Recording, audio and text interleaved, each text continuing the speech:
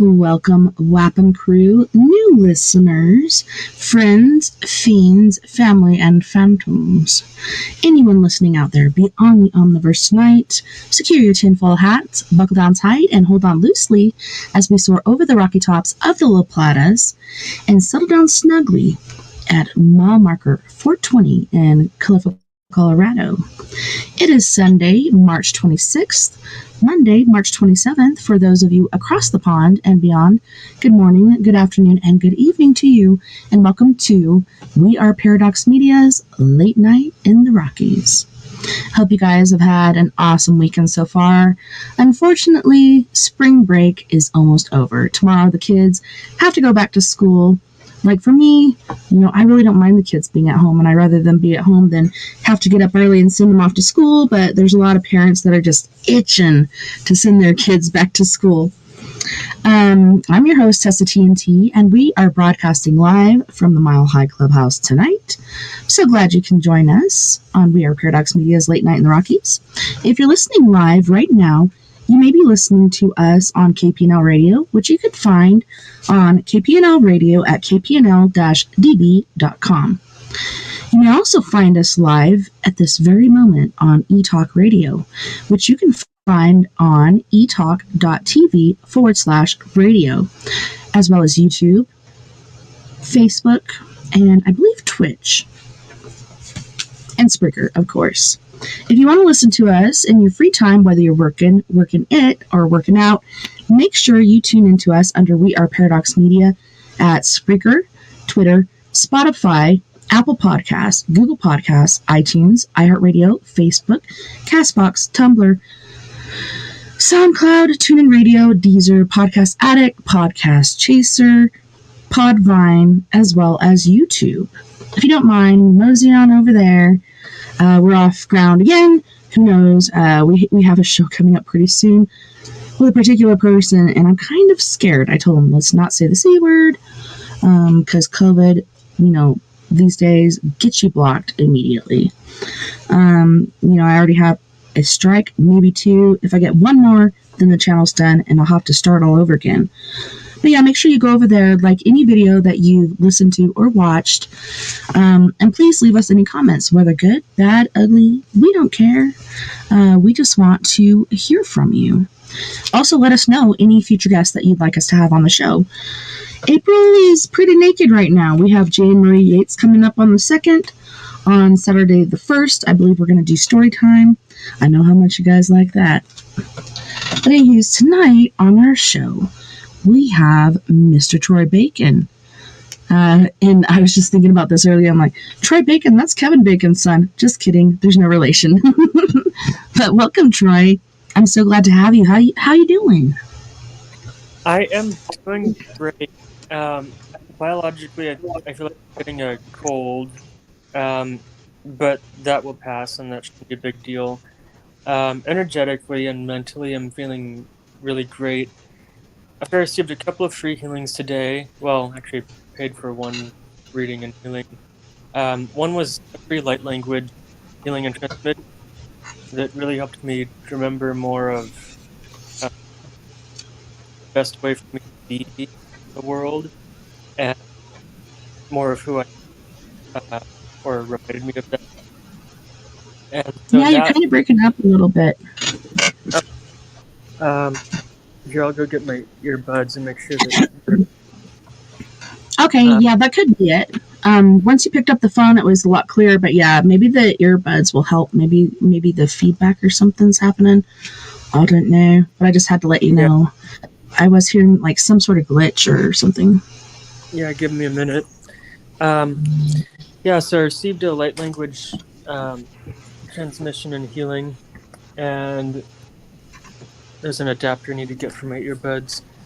Um, then I got a card reading, psychic card reading, and that was very interesting. The cards themselves were spot on as they usually are around me, about what is going on and what I have to work on, and yeah, it's quite uncanny. But yeah, that led to me realizing more of um, some ancestral as well as subconscious healing that I'll need to be doing soon, and what that is and how to do that. Yeah, that's pretty interesting. Last night, and it was Johnny Benani.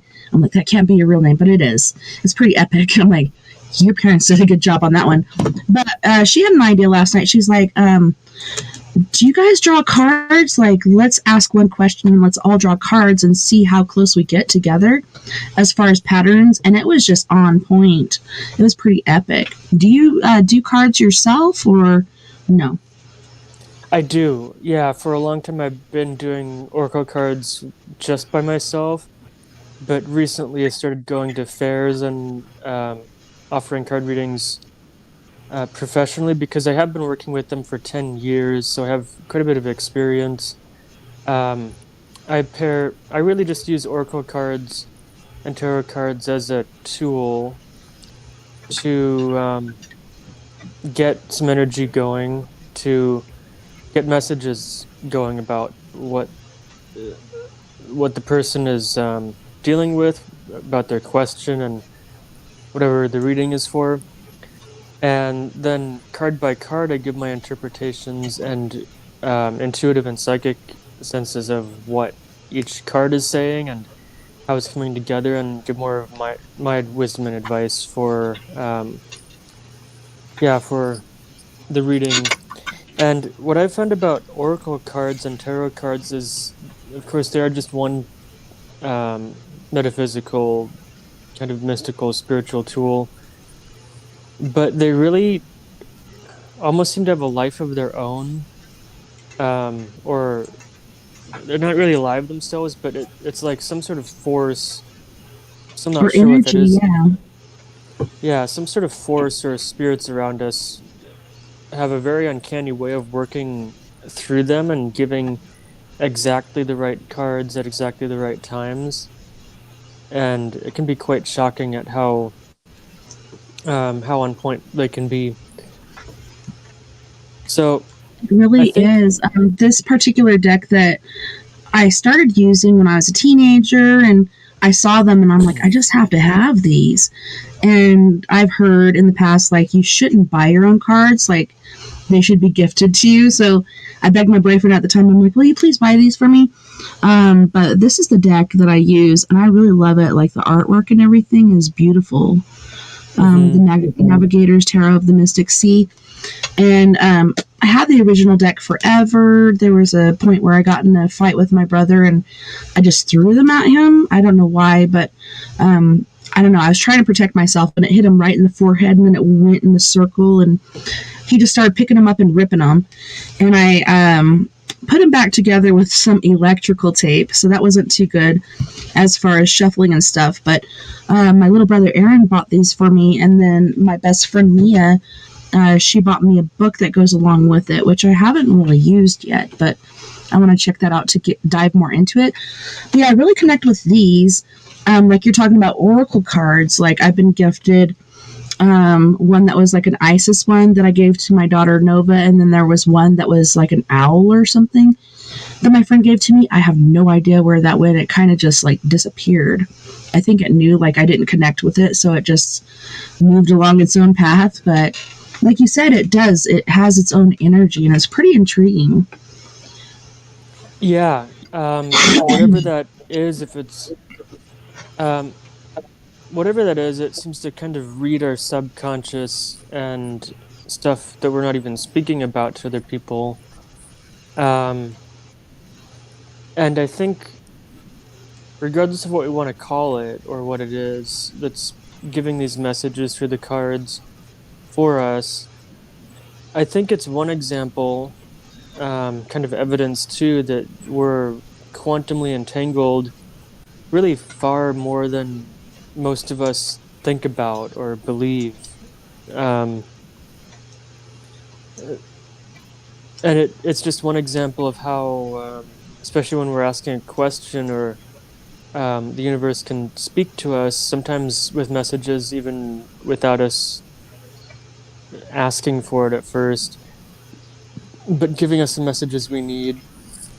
And so I think that's one way that we really are quantumly entangled with the whole, um, whether you call it universe or multiverse or metaverse or, Omniverse. I like to use that. Yeah. yeah, I don't even know if omniverse. Omniverse really exists, but I think it Yeah, does. the way I think of reality is there's this physical material reality that really at its subatomic um, level is pure energy itself, just condensed. And then we see usually this rainbow, we see and hear this rainbow spectrum of frequencies with our bodies that humans have. Some animals can see more than that and hear more than that. But really, the spectrum of consciousness and frequencies and colors that are all around us is far below and far above the rainbow spectrum. And so it's like we're basically, I think we're surrounded by oceans, probably, of different dimensions all around us that we don't even see. Some people do sense beings and spirits in those dimensions and connect with them. Some people call them fairies. Some literally ETs do just live in those dimensions, which is why they want us to be more careful with them. Um, and yeah, angels and all kinds of spirits around us. But yeah, we're really all quantumly connected. It's not us um, just floating around in this world. It's us kind of all together in this world. Yeah, and it's pretty interesting how, like, I don't know, I feel connected to you. I feel like I've always known you. And it's like, being reincarnated and everything, like, things work in circles. And I think there's a lot of us in this time or era where we have been family or whatever in the past, but we found each other in some certain way. And we're kind of working together to get through what the hell is happening right now. Like, I don't know, I'm kind of afraid of the state of the world these days. But as far as the tarot cards go, like a funny example, I took my deck with me when I went to boot camp and combat training, etc. And my first daughter's dad, I call him her donor, because he was never really in the picture for her. But I did a reading, and I was like, this is just an example, and this is how it works. It said everything that was going to happen. And I'm like, just disregard that. Like, this is just an example, but I still remember it to this day. And it kind of freaked me out. But that to me was pretty intriguing. Yeah. Um, yeah, for those of you who haven't had or received or given card readings with oracle cards and tarot cards, they really are sometimes shocking. I've gotten used to it to the point where I really just think of it more as humorous, um, with how they speak to us. And sometimes you ask a question about a large issue, and it really does give um, a a great perspective, especially with a bunch of cards pulled, kind of a longer story that it's speaking about, and sometimes you see that the messages from the cards last in your life, sometimes for months or years, and sometimes they're speaking about something very particular of that day or a short period of time that you're going through. But yeah, they can really speak to anything too. Um, Yeah, it was pretty epic. Like sometimes, that one review that I told you about, like told me everything that was going to happen, and it did. And that's why I think it still sticks with me because it was so profound. yeah, yeah, sometimes cards can um, give advice when you need it. Sometimes they more like just give insight. Usually, though, oracle cards and tarot cards are not psychic predictions, and unfortunately, many people think that they are and consider them to be so. Some card Yeah, it's readers generally are like a psychic, and guide. Like this could happen, but you can change. You know, you can do yeah, things differently to where it doesn't work um, out that way. Oops, we lost you. Where'd you go? Can you hear me? sure. Oh, there Um, you are. Yeah, we yeah, lost so you for a minute, yeah, and we can't see you anymore. okay, hold on. Yeah, you might just turn the camera. There you go. Yeah, Sorry. there I am. What was I saying? Yeah, some card readers are psychic and can give their psychic perspective, but even then, now some psychic predictions or readings might actually be very spot on, and sometimes I believe in destiny, sometimes not, but it does seem like a lot of my life has been somewhat destined for things to happen. Um, but there's also room for free will, no matter what, I believe. Um, but yeah, card readings generally get more like sometimes they can be very specific with their imagery and messages, but usually not so specific about what to do or how to proceed, but it just gives you insights to kind of meditate on and think about and um, just become more clear about a situation, and then you can make your own decisions. I recommend educated decisions too about where to go and what to do. Well, and plus, like, you know, you can do your card reading, and like we were saying, like these cards have certain energies and such, but always listen to your gut. So that's another tool that you need to use, like your gut, your intuition, whatever you feel closely to link it to. Those things work together pretty nicely. Yeah, that's true. Um, I'm yeah, sorry, I keep people interrupting. I can. keep kind of throwing you off, I think. That's okay. People do. Yeah, people do have their own senses that I recommend everyone trusts their gut and what they really feel uh, for themselves. Um, just had an interesting realization about something that could be going on in my life, but I'll think about that later. Um, let's get Yeah, feel free to into. share for sure. You were talking about you had some different like light things happening earlier, and I wanted to hear more about that for sure. Um, Oh yeah, yeah, that would be the um, light language transmission channeling that I received. And so that's interesting. For those of you who don't know what light language is, um, you kind of have to get attuned to it normally and get in the practice of it. But um, light language is channeling, usually vocal, of just light and energy coming through. Um, I've heard some practitioners say that after a long time of doing light language, usually it just sounds like kind of garbled sounds. Sometimes it's very, what is it, kind of gentle and harmonious, but sometimes it does just sound like all kinds of garbled vocal sounds that aren't really a coherent language. But then some people do, I've heard, experience consistency in the sounds that come through, as if there's a particular language that's coming through. And maybe there is.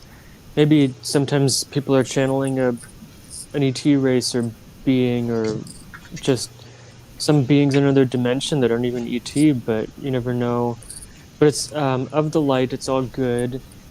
And um, it's not, the point of it is not to be a vocal language, though, that can be It's spoken more of an like energy, earthly right? languages. Yeah, it is an energy language. And so for the channeler and the receiver, um, the point is just to listen to the energy that comes through, feel it, and um, not use your intellectual mind to interpret it, but use your heart and senses, like you were saying, your gut senses. That's part of it. Um, so as soon as this lady was, like the second she was starting this language channeling with me and for me, I could just sense a lot of light energy coming through. I could see some things in my mind, but it's really hard to describe what they are because it's stuff in Is it another kind of like a dimension. dream? Um, Kind of like an not astral thing or other no, dimensional? Or... I wouldn't call it astral, and I wouldn't call it even dreaming. It's just like impressions in my mind, but because it's in another like much higher dimension, um, it's not corporeal like we would even see it. So I don't know how to describe it. It's one of those things that even angels, if we were to see their true form, they might seem quite scary and freaky to humans, but they appear to us normally as humanoid figures that seem nice, so we can most relate to them. However, their energies are nice, and um, yeah, it's kind of like that. And so, yeah, then this light language um, transmission, I think it was about 5 or 10 minutes. It felt like longer, but um, the energy that came through helped clear out some blockages and patterns in me, especially um, old patterns I've developed in this life about trying to create outcomes in my life and trying to create certain manifestations, especially around success of things. But I've realized that that is actually what has been blocking me and stopping me from the success I've been trying to create. Um, what I've actually learned through experience works, at least for me, is to practice gratitude, state your intentions, visualize your intentions too, and be in that outcome for a moment and see what that's like. Um, then surrender that and let it go. Um, rem- just enter into a state of the now and not thinking about things outside of you, not thinking about bills or if there's enough money in your bank account or Even like getting past events, groceries. it's so hard. Well, that's the thing. You just have to learn this, and I may be able to help people with that through hypnotherapy, and I certainly can. I've helped many people improve their lives and learn what they need to in life through hypnotherapy. But yeah, it's this lesson that I've been learning more powerfully recently of really being present, even happy and joyful with the like the actual present. And then by doing Yes, and I that, like you that word step out of because, like, this gift of life is a present. Like, not everybody gets that gift. And the present yeah, is a present. Like, it is a gift. Yeah, and so by being present in gratitude and joy and enjoying the moment, then you step out of the way of the manifestation and you step out of the way of the flow of the universe that comes through you and around you. And then by surrendering and trusting the universe and your guides and angels and spirits around you, then that gives them the freedom to actually bring together the opportunities and circumstances and abundance and stuff that you were casting energy and intention for, but sometimes it comes through in a different way than you anticipate. Because what it comes down to is we are not the creators of our reality. Sometimes we can be influencers of our I think we're the reality, but directors, like a um, movie. We're directors. Oh no. sometimes, Tessa, I mean, we are powerful beings, especially as awakened, those of who are awakened souls, and have awakened some of our energy. Some people can do this quite naturally, but I, to some degree, believe that um, we also need to follow laws of nature, which are kind of like we live in these evolved animalistic bodies. They're quite powerful and capable of many things. Um, but at the same time, animals still use these principles of manifesting and living, and even children do when they're really young and aren't conditioned by schooling and what their indoctrinated parents and society teaches them. And it is this principle of being truly present with yourself and in the moment and with what's around you. And so, yeah, that's the really important key and lesson I've learned is truly beingness with openness. Um, I have observed many children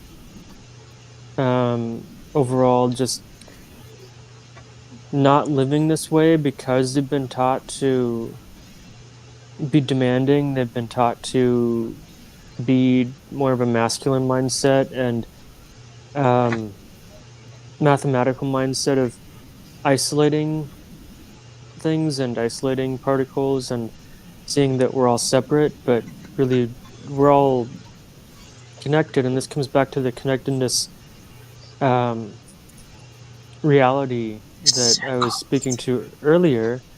Yeah, the circle of life and this web of life, as I think of it. Um, It's amazing. I don't know. yeah, Once yeah, you realize it, it's just like mind blowing. yeah. Our thoughts are powerful. That's what my alien friends have been teaching me recently. Is that our thoughts truly are powerful. I went through some years of my life believing that thoughts by themselves aren't actually very powerful.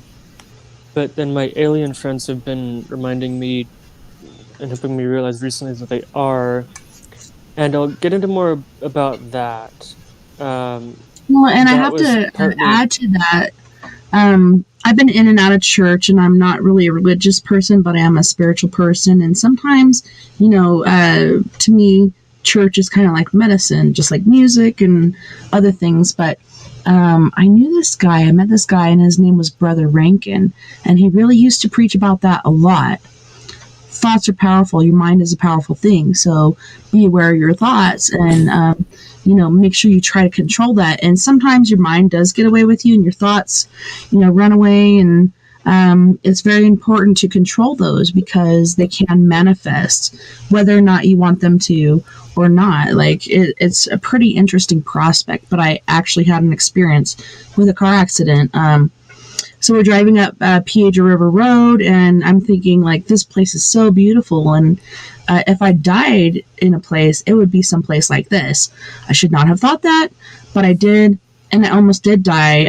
It was pretty epic. On the way back, we're driving, and I'm in my, it was a Toyota Tercel 4-wheel drive, and we're going around these curves, and all of a sudden we hit some corduroy, and I fishtailed this way and then back this way. and then I straightened it out, and I swear to God, like something out there, I feel like it was spiritual or whatever, grabbed my wheel and yanked it. And luckily, when I fishtailed, I missed this 500-foot drop off. But when this thing yanked it over, it was a 50-foot. And, as soon as I saw where I was going, I closed my eyes because otherwise I was watching because I needed to see what was going to happen. And luckily, we hit, and then we rolled, and some trees caught us, and we would have gone off an embankment that was like over 1,000 feet. That would have been really bad. And some people have been found up there too by hunters and such because they went off and nobody ever found them until some hunters found them like months later. But we almost died, and it's just like, okay, I'm not gonna think anything like that anymore. And Brother Rankin was right. The mind is a powerful thing. You need to control your thoughts. So, like, even though you think this is a beautiful place, don't think things like that, because it basically almost happened to me. I don't know. It was pretty strange. And even the next day when we went up there to go gather things, like I had my 357 lever action, my Winchester in there, which I didn't realize it at the time, but it flew forward, and then it got smashed between the roof and my seat, and it had actually hit me in the back of the head, and that's how I received my concussion. I didn't hit the steering wheel or anything, but the gun hit me in the back of my head. Luckily, it wasn't loaded, because who knows what could have happened with that. But, yeah, I don't know. When we were driving up there, I was expecting we're going to go to the car, and then are our bodies still going to be in here? And is this like a spiritual experience I'm having? It kind of freaked me out until we got there, and luckily our bodies weren't in there. And this was not our spirits coming back to find our bodies. But I don't know. It's pretty intriguing, and it's true. So thank you for bringing that up. Yeah, and for those of you who don't believe us that our thoughts are powerful, just pay attention to when you think of somebody and then they call, or even when you learn something, or you're thinking about something you learned, and then you maybe go out with a friend or somewhere, and they say exactly what you were thinking of, or even message you maybe an article about something that is exactly the same idea and topic you were thinking of. And that is just, I mean, I could go on and on. The possibilities are I do that a lot with infinite. My husband. Like, he'll be thinking something, and I'll say it, and he's like, get out of my head. And I'm like, no, I'm not going to. That's part of my real estate. Yeah, he's like, get out of my head. It's not like I intentionally do it, but I pick up on those waves or those thoughts or whatnot. Yeah. Thoughts are powerful.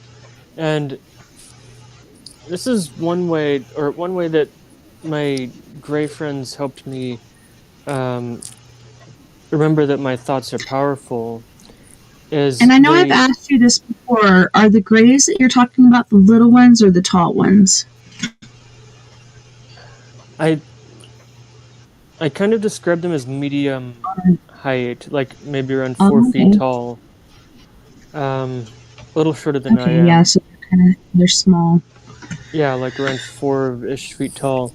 But they're kind of like lighter skinned and very positive, benevolent, highly psychically evolved grays.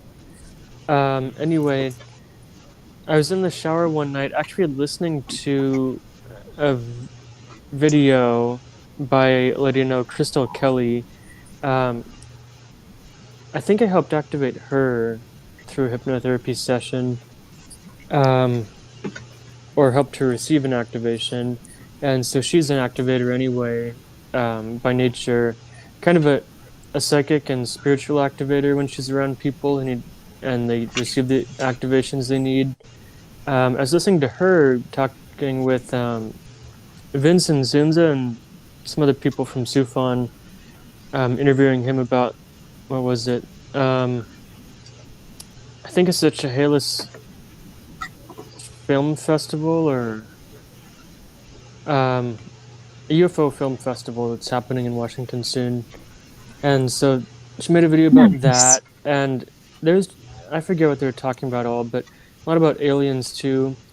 And so just hearing that conversation and deep in thought in the shower, I ended up seeing a vision of celestial lights, and that's the best way I can describe them. Perhaps other experiencers who've been on ships similar to the ones I've been on and seen these otherworldly celestial lights, both as part of the ship and within it. You'll understand, but I just saw multicolored celestial lights, and I think that was also a transmission or reminder message from at least one of my grays about how my thoughts are powerful. And one thing that led to is also a memory of, or remembering better. I'm still deciphering some of this and still trying to get more clarity on it, but it's coming to me. Um, the different procedures and the especially tests and games and technologies they exposed me to through childhood on this what I call the sphere ship, which is a living ship by itself. Um, I think I feel like it's semi alive.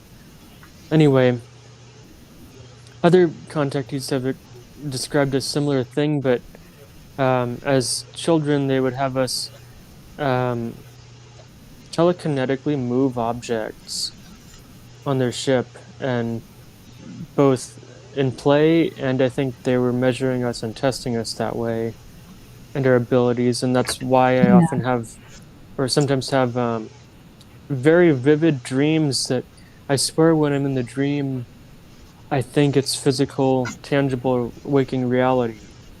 But then I Because start running and jump a it little feels bit so real, and right? just, yeah, I fly in the dream. And this Yeah, you is one can of jump, the and then the more you things, jump, the higher you can get. well, that's not the way it happens for me. I like run a little bit or jog a That's how little I, bit. I And progress. Like, I then used I, to run and jump. Finally, I could fly. okay, but Tess, I'm trying to get to this point. That I think this is from my telekinesis and levitation experiences on the ships. I have these dreams, um, and it feels like I'm telekinetically pushing myself and holding myself in the air. Um, and I can go up and down sometimes. It's quite an interesting experience because then in the dream, um, sometimes I have this fear of falling or fear of how to land, but I can still keep myself up, and I never do land in the dreams.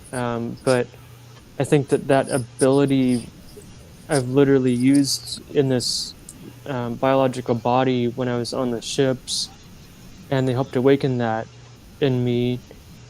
Um, and so that's one way that thoughts are powerful because a lot of it is just the mind that I'm using or my thoughts and mind, but a lot of it feels very subconscious too, kind of both probably. Um, because it's not so much the intellectual mind that is doing that, the telekinesis of moving objects or levitating myself. It's more like it just feels like an automatic thing that I'm doing that I barely need to think about, but it's happening through my energy. So, as a kid, like, did you experience that? Because I remember as a kid, there was a tall, dark man, and he was chasing me, and I'd run, and I'd always fall.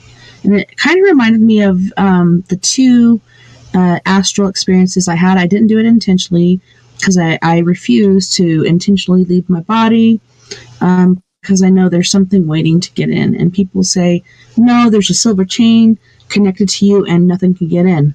But it's been proven like things can get in. So I don't intentionally do it, but I've accidentally done it a couple times. And the last time it totally reminded me of these dreams, like where you're trying to physically run, but you can't use your physical body. It's like more spiritual.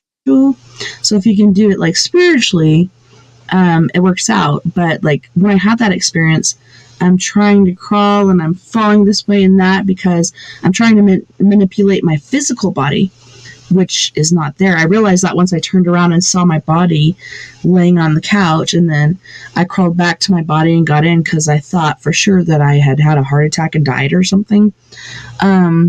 But yeah, I think astrally, like now that I know that, and it's more of like in your head or like spiritually, I don't know. It's not physical, it's spiritual. You need to know how to do that. But I eventually became a master of my dreams. Like eventually I quit falling and I could run. And like you're saying, you were flying. Well, I can run and jump certain distances, and then eventually I could fly for a long, long time. And then I even got to the point where, like, when I was underwater, I could breathe and different things like that. But like you said, it's not really a dream. Like, it feels so real. So I think I have astraled, not intentionally, but like, I don't know, maybe naturally or accidentally. It's pretty intriguing in the spirit realm. Really, it is. One thing about dreams that I've learned is some of them are more closely related to the brain and brain activity. Some of them are astral experiences, especially I think later in the sleep cycle at night or in the morning, when the brain has truly shut off. Then I think it's easier for our energy body to go to other worlds or leave our body too. Some people do it much more quickly and naturally than others. This is something I've been trying to learn, especially lucid dreaming, but it is challenging. I'll admit that. Yeah, there's this thing about the energy body in dreaming, that it is the energy body, and you are in a type of world by yourself, I guess. I don't know So how is that the works energy body like a spiritual body? Energy body, spiritual body, is that the same or no? Yes. The best way I could answer that is yes. The energy body, in your dream time that you feel very physically, and the energy body that is the double of your biological body, yes, they are the same. But it's Okay. just after your brain is asleep.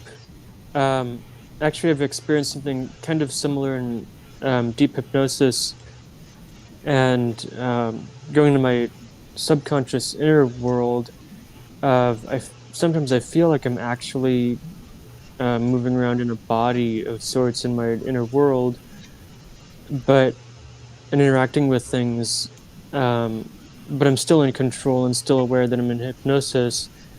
But sleep is just I believe, a deeper state of that, where Mm-hmm. you I think it's a you realm literally between. well you literally feel like you still have a physical body in your dreaming sometimes. Um, Yeah, that's why I and was like, oh, that's well, I felt like I that's had a physical why body, but I couldn't move the same. that's why we can have these experiences of flying, teleportation, telekinesis, even creating things and changing things in our dreams, but also very physical experiences in our energy body in dream time, because it's the same thing basically. Yeah, The and what same you were energy saying, body. okay, the fear of falling. I've fallen so many times, I can't even count. Like, it's a natural part of me. But when I was a kid, I had this recurring dream where I think it was like a past life experience or something. But I think I'm in New York and I'm up here and I'm building this skyscraper. And here comes this crane and it's bringing in a beam. And it was lunchtime. I just finished my lunch. I jump on this beam and I'm riding it, and all of a sudden, this wind gusts. And when it happened, like it went this way and that and whatever. And I fell off the beam that was supposed to go to a certain part of the building. And the thing that I saw below me was little tiny cars and even tinier people. And I just fell and fell and fell. And each time I had this dream, I got closer and closer and closer to the sidewalk. And each time I saw the crack of the sidewalk, and I got closer and closer and closer till it was like that far from my face. So I've never really fallen from a far distance, even though, like, when I was a kid, I was like a monkey. I'd climb trees. I'd do so many other things. But that dream instilled in me the fear of heights and falling. And still to this day, I'm like, oh, I don't know about that. And I'll be very, very cautious around heights. But I don't know. I think that was a past life experience.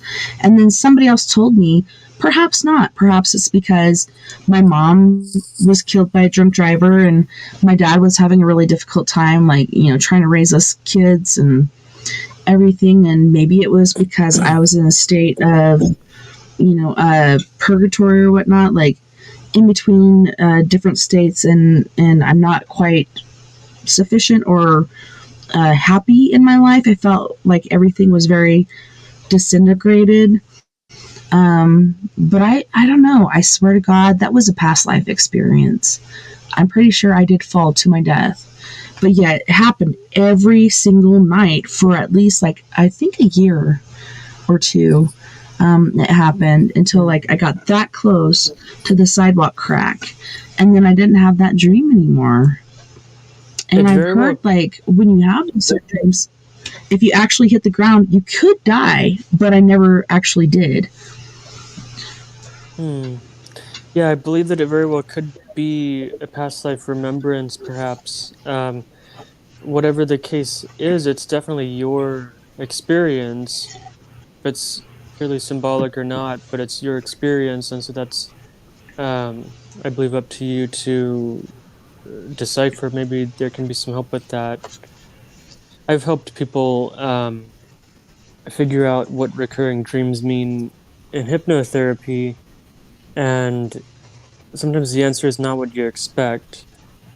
But then I found that when we do go into the subconscious and get those answers, then the recurring dreams tend to stop, or if there's something they need to be paying attention to or acknowledging, then they do that and the dreams stop, and then they can move forward in their life. Yeah, that's the only recurring one I've had. But yeah, it did finally stop. And that doesn't mean, like, things got better and life was more stable. No, I was still home alone. Excuse me, I have some indigestion. My dad was working. I had to take care of my little brother. And it used to be, we were a family of 5 kids. My 3 older siblings went with their parents. It was just me and my little brother. But nothing really changed. So I don't think it was like, oh, everything's in turmoil and everything's unbalanced, and that's why you're having these dreams. I really do believe that was a past life experience. So do you do that when you do hypnosis and stuff? Do you do past life regressions? And have you actually done that on yourself?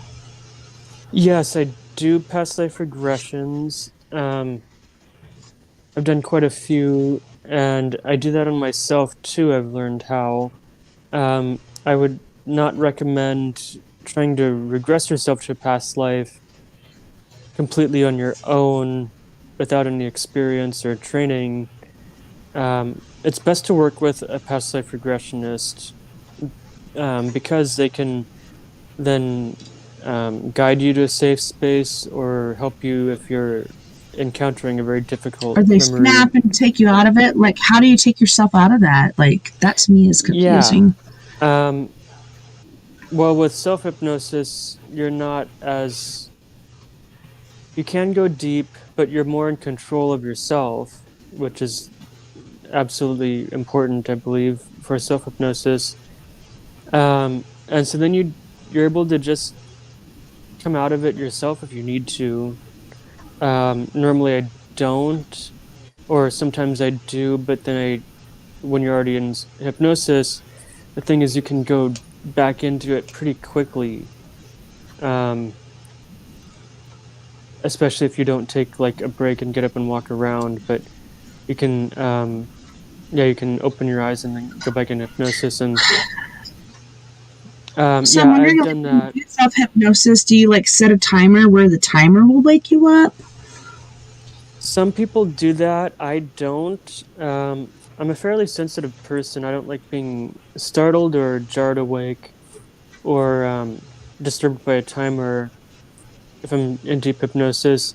Normally, I do self hypnosis when I know that some people are on very tight schedules these days, but normally I do that at home when I have a long period of time to set aside that I don't need to get anything done after the self hypnosis. And so, normally, Mm-hmm. self hypnosis, I'd recommend being in it at least 20 minutes if you learn the technique or a self hypnosis technique. Um, Longer would be better, I would recommend, especially if you're getting to know yourself and working on things in yourself. But yeah, at least 20 minutes. Sometimes I go for like 30 or 40 sometimes, maybe even more when it's needed. And I just need more time in there. I need to also rest. Sometimes with self hypnosis, if you're not well rested, like getting enough sleep every night, or if your body's just too tired and it's not well rested, then it falls asleep. And that's okay.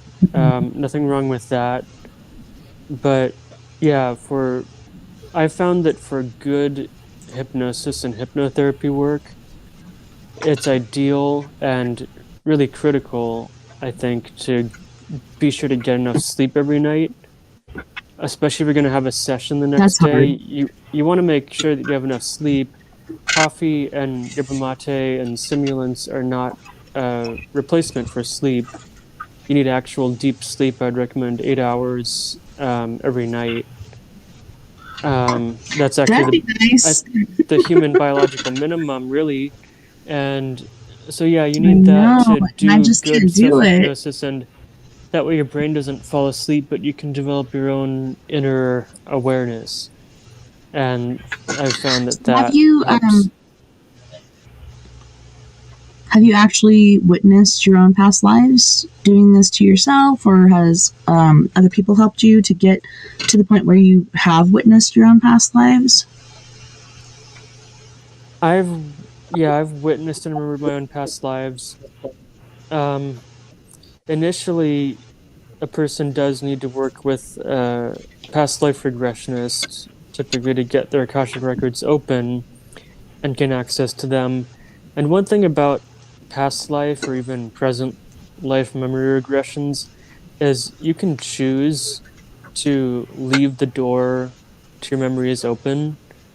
And I found that to be helpful so that then you can just let memories come in and they will at times and you can remember it on your own instead of purely having to be regressed by somebody every time. But some people will need that, and I would recommend doing that anyway to start. But yeah, I've some of the past life memories just come up naturally, and for me, they have over the years. Sometimes, not Do actually, not you very like often. different sexes, or like your daughter, your mother, your father, your son, or whatever? Like, do you remember those? Like, have you ever been something different than a man? Where you're like, Yeah, I know I I've wasn't a been man. I was a I've female. been I've been both men and women. Um, I've been hybridized humans. I've been um, What is that? most often Is that like shamans and alien shaman types. connection? Yeah, and that can be different for every single lifetime. I think a lot of my lifetimes have probably been hybridized either genetically or also just spiritually in your soul and energy. You can be hybridized with your Mm-hmm. alien soul and energy. Um, One lifetime that a psychic friend of mine helped me get in touch with was in Atlantis a long, long time ago. In one Um, or in my and Atlantis was not just one you know, epoch, it was a land that had multiple epochs. But I'm doing a show. in one lifetime I had in Atlantis, I was a Pleiadian and Syrian um, hybrid. And so the way that happens is sometimes there are star races that interbreed with each other in the same way that there are ethnic That's races on Earth interesting. that interbreed with each other. Yes. And so when there are like multiple two or more ethnicities like in a certain geographical area, then it's quite often that there will be some mixed children and interbreeding between them. And the same happened in Atlantis and probably other lands too a long time ago with people like Syrians and Pleiadians, maybe also other human types from other stars living together in, um, I think it was probably very awakened populations together. And so, yeah, that happened. That happens. I've been all kinds of types in past lives, warriors. Both my walkout and my walk-in have been warriors, healers, mystics, shamans, soldiers. Um, So, Christopher the Walken, do you feel like right now, as you are in this stasis, do you feel like you're kind of a hybrid or what? Like, what do you feel? Because I'm not sure. Like, I didn't have any UFO or alien experiences until 2012. That's when I was pregnant with my son, who was born with 6 fingers on his right hand. So he's got an extra one right here, which the doctors were like, you need to get rid of that because people are going to bully him. I'm like, I don't give a fuck. Like, no matter what, kids are going to bully kids. And they do it all the time. And that's a part of him. Like, once he becomes an adult and he wants to do it, he can do it. But I can just see, like, if I remove that from his hand, it's surgery after surgery after surgery, and that's going to be detrimental to his mind because he has to go under euthanasia, etc. And it's not going to be good.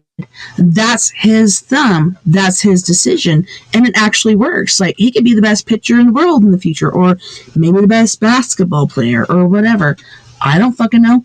Not my choice. To me, he is perfect. But I kind of feel like aliens were involved. And then, I'm pretty sure I told you this story, but I'll repeat it.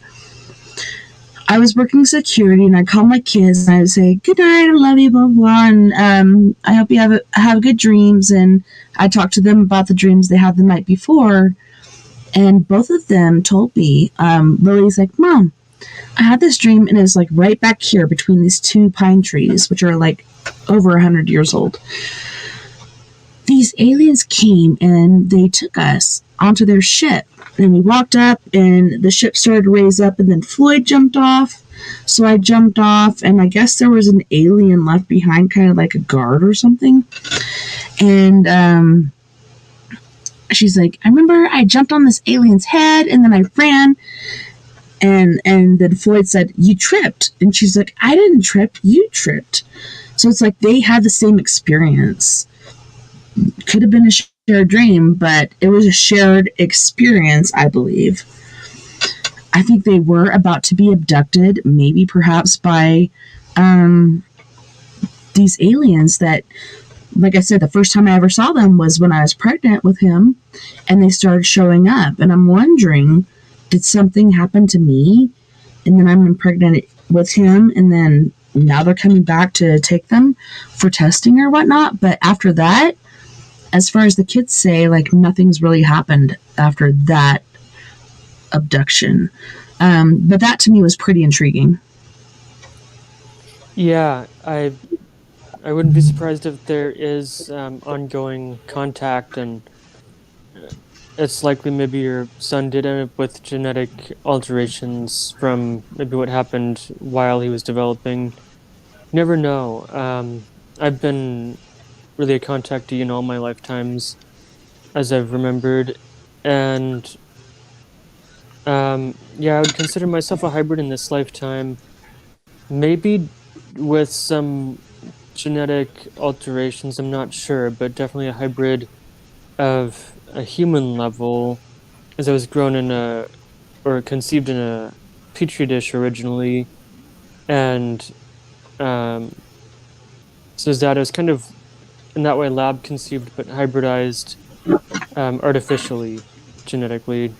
Um, Right. this body was, but yeah, I also consider myself a spiritual and or whatever you call it, energetic hybrid, and Yeah, and that yeah, comes from everywhere, like the universe, everywhere. It's amazing. It's immense.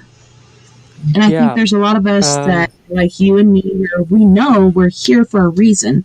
We're here to raise each other up. We're here to help each other to get through to the other side because stuff is about to get pretty hairy, especially with China and Russia and North Korea and all this shit happening. Everything is just pointing down, down, down. Like something bad is about to happen.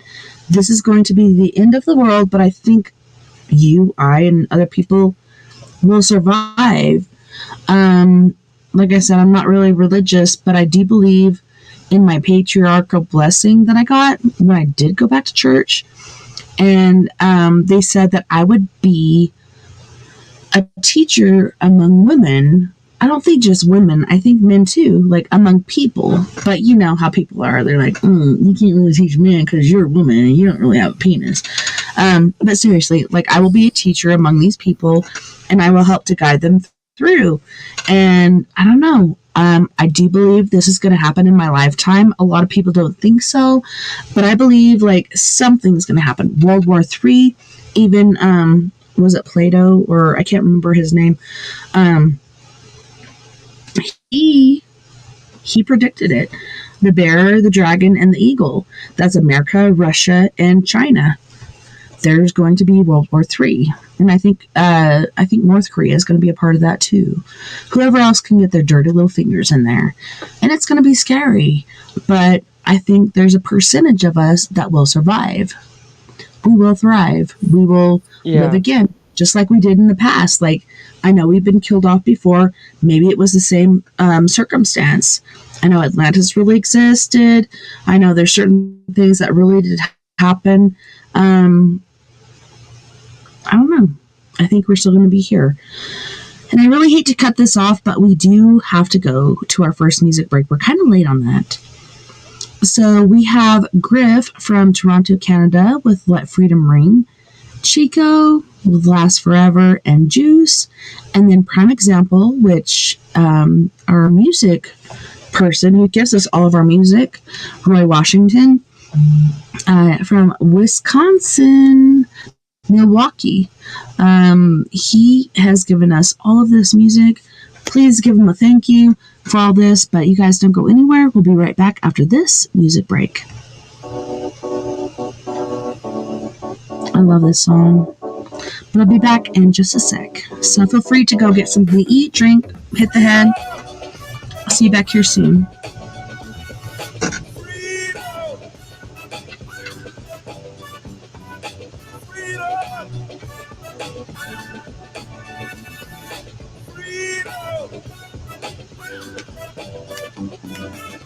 Okay, yo, here's the scoop. You can still be a slave, yo, whip the new air.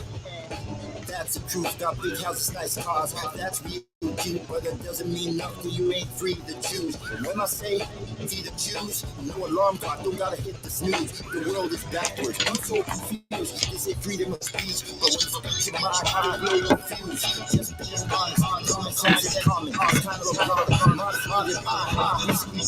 Now I'm on it. Do the wrong thing, say the wrong thing. Oh man, let freedom ring.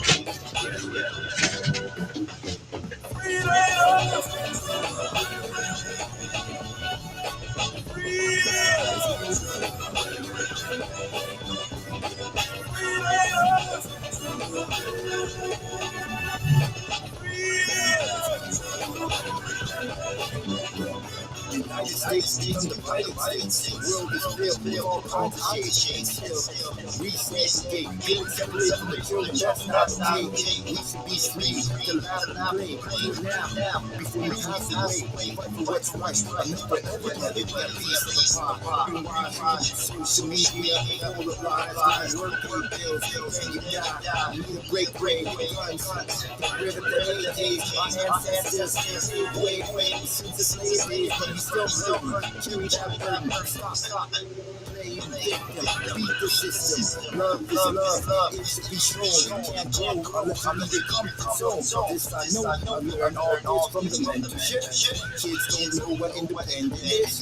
Take advantage of what your parents did. Go against the grid. You have to. Like going to a bathroom. Learn the right song. Cause of math. Liberty and attachment. Calm now the present. Present is a gift. It should be cherished. Last and fearless. Not fearless. All belongs to my parents. Now, let the last name every time that I hear it. Cause I know what it represents. I'm defense. So now what I got. Freedom.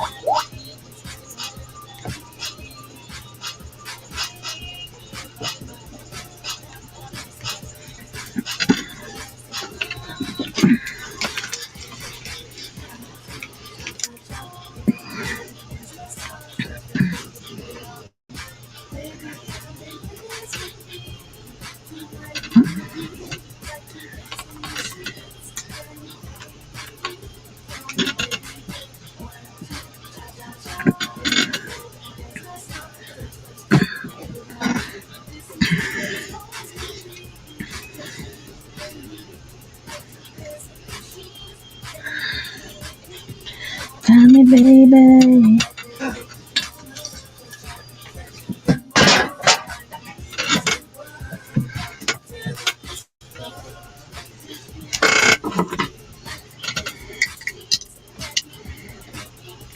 Tell me, baby.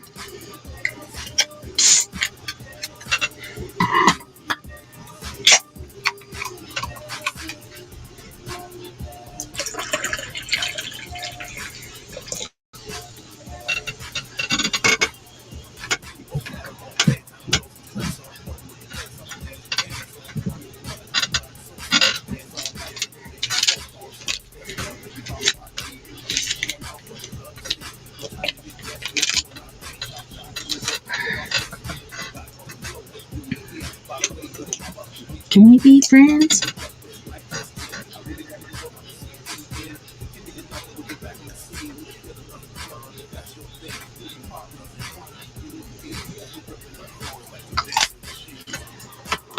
There's a machine.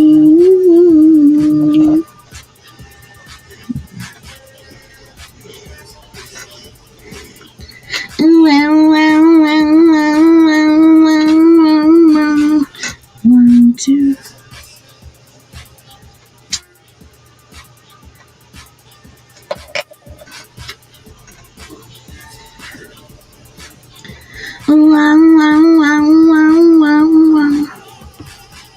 One, two, cha cha cha.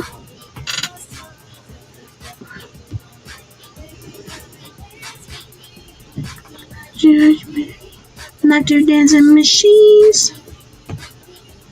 Tell me, baby, one, two, cha cha cha. That's what it used to be. It's you and me, like two dancing machines. Tell me, baby.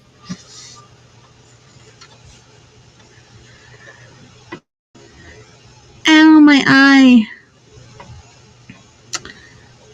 Oh, welcome back, and thank you so much for joining us this evening on We Are Paradox Media's Late Night in the Rockies.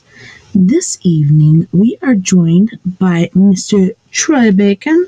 Still waiting for him to come back, but yeah, like I said, end of spring break, the kids are just willy-nilly. Still need to take showers. I just washed the towels, and they should be set and ready, pretty sure, but yeah, it's been kind of like in the other room where my nephew is and his old lady. I call that the boom box because it's like bam, bam, bam, bam. Welcome back, Troy. Thank you, Tessa. Good to be back. Good to have you, for sure. I was eating some cheese and crackers, so I need to put the cheese away. My dog won't get it. I know, right? Yeah. She will find it. She and then will. there's going to be problems after that. She wants it. She has the audacity to climb on the back of the couch while I'm eating it. I asked her who invited her. Had no response. Yes, that happens. It's so funny. We just adopted a new dog, and my daughter, she's not my oldest, but she's my second oldest, and she just turned 19 on the 12th of March, which was my mom's birthday too. But yeah, she cried when I got this puppy. And I'm like, your dad, because he owns the ranch, he's about to get some farm animals and stuff, and he's like, we need a red heeler, a blue heeler. I have a certain predicament about blue heelers. That's the only dog that's ever bitten me. And it was my ex-boyfriend's dog, and I'm like, hey, can I pet your dog? And he's like, yeah, he's pretty sweet. And then all of a sudden I reach out, and he fucking bit my hand.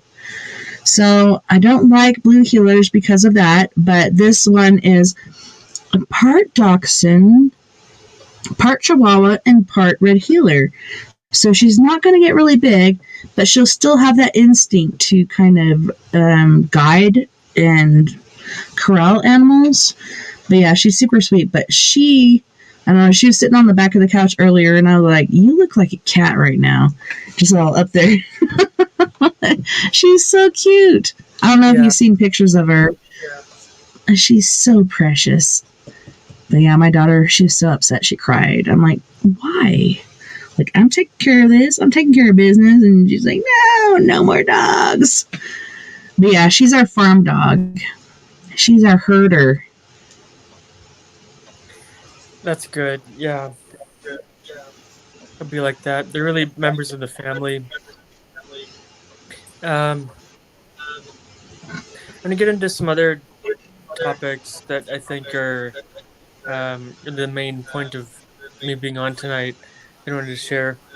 And that is about a remembrance I've had about the purpose of planets in solar systems, really the function of them, to within solar systems and within the universe and dimensions.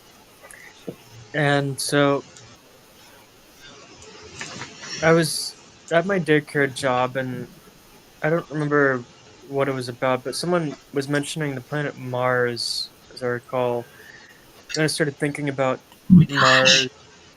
I think it was some child talking about the idea of traveling to Mars or something.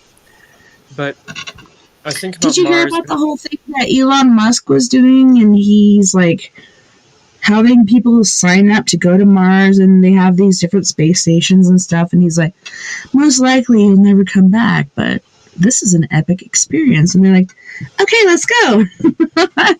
I don't Yeah, think I'd be willing to do that. I have to say that I don't keep up with Elon for reasons of my own and good Mm, reasons.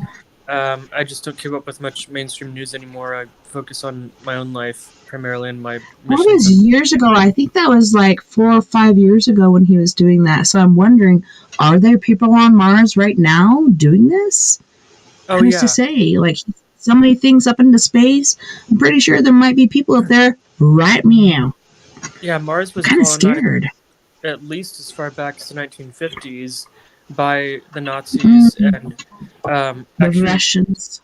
before the Oh, Nazis even that's got nice. there, um, there was a, according to Corey Good, at least I think other people were saying this, but I heard this um, story in Cosmic Disclosure that there's this group of breakaway Germans that really, I think, is real. The Vril Society was part of them, and it's like this underground society that has survived since, um, at least since back when the Druids had to go underground, and uh, also other magic workers and witches, but they went underground and basically formed their own societies that never separated their magic from technology. And so, because of that, they, um, especially the Vril, I guess, got this technology from the Nordics, as I heard. Basically, space travel technology. They were able to back engineer it in kind of a clunky looking craft, but it's still Yeah. gravity technology and lift it up.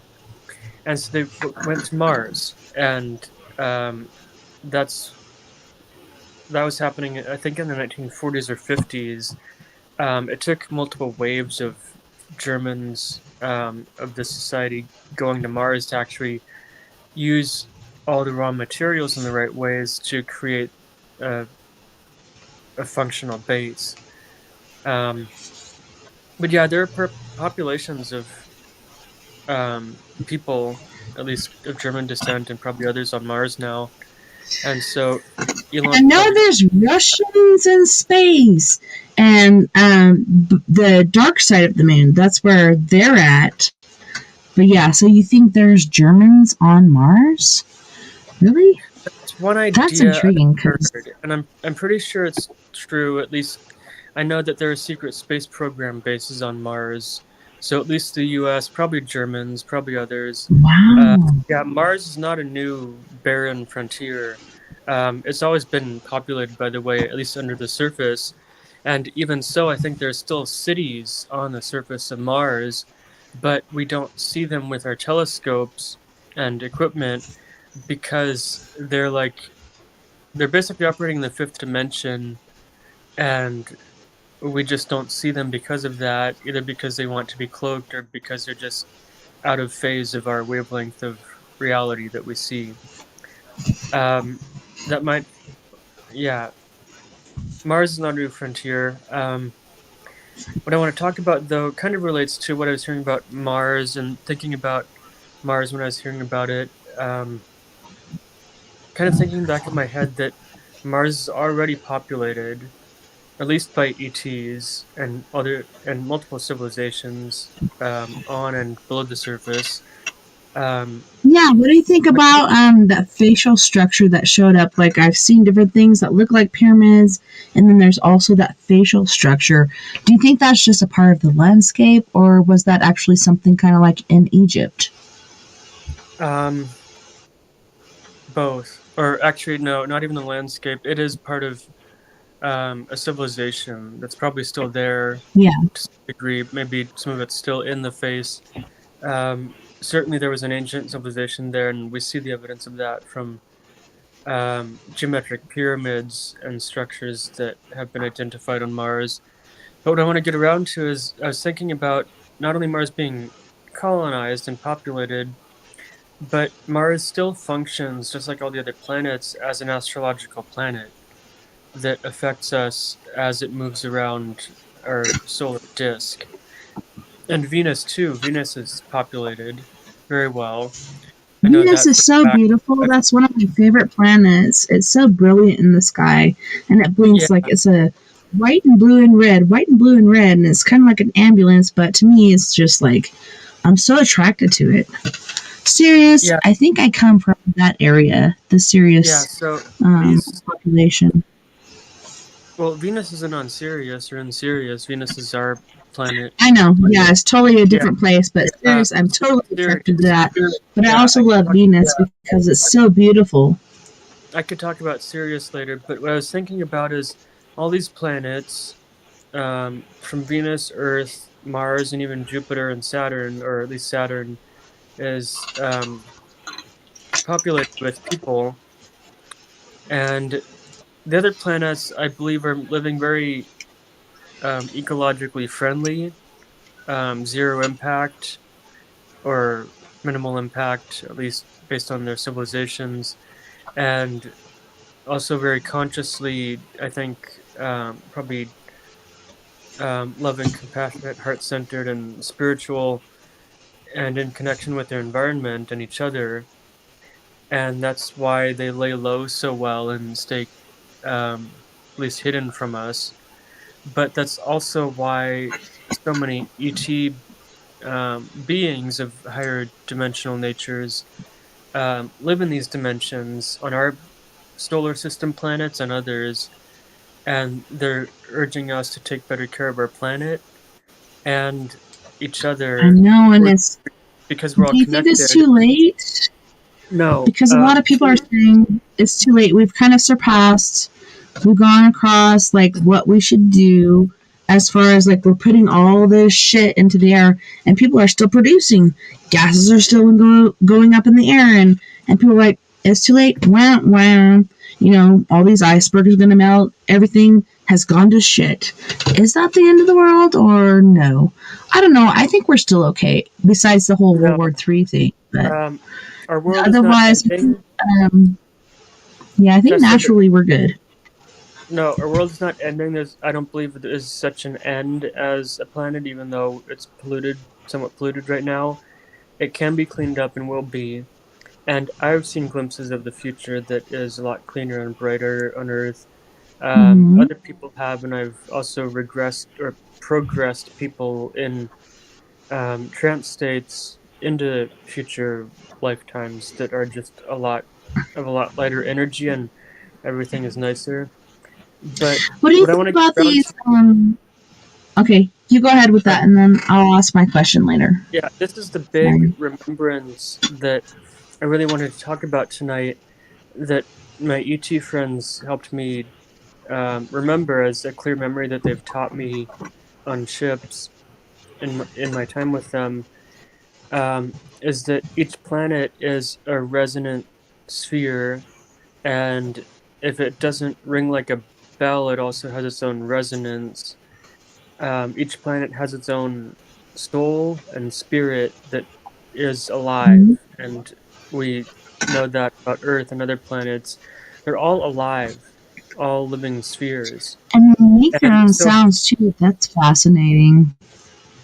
and because we are living, conscious, powerful, spiritual beings incarnate in these bodies, um, we have a responsibility as well as, I think, higher destiny to come into complete harmony. Um, just as, well, really, there's always been some conflict and also pollution on Earth, but we have this higher destiny and responsibility as people on this planet to live harmoniously with our planet and each other, because our pollution and our negativity in our thoughts and consciousness and the collective consciousness does create lower density bands and pockets and energies on Earth that make it harder for And I ET think there's a beings lot of confusion and too, like not only with humans, But with mammals, like, did you see the pod of dolphins that got, trapped up on the beach? And none of them survived. That was very sad. I was like, oh man, because they're like sitting there, they're living, and they're doing everything they do for like orcas and stuff like that. And these dolphins did not live. So I think it was like 4 or 5 dolphins died because somehow they got beached. I don't know if the tides are kind of different than they usually are, or they're going higher, and so the dolphins are going up more into the landscape and then getting trapped. But that was really sad. Yeah, I do know that Earth is changing.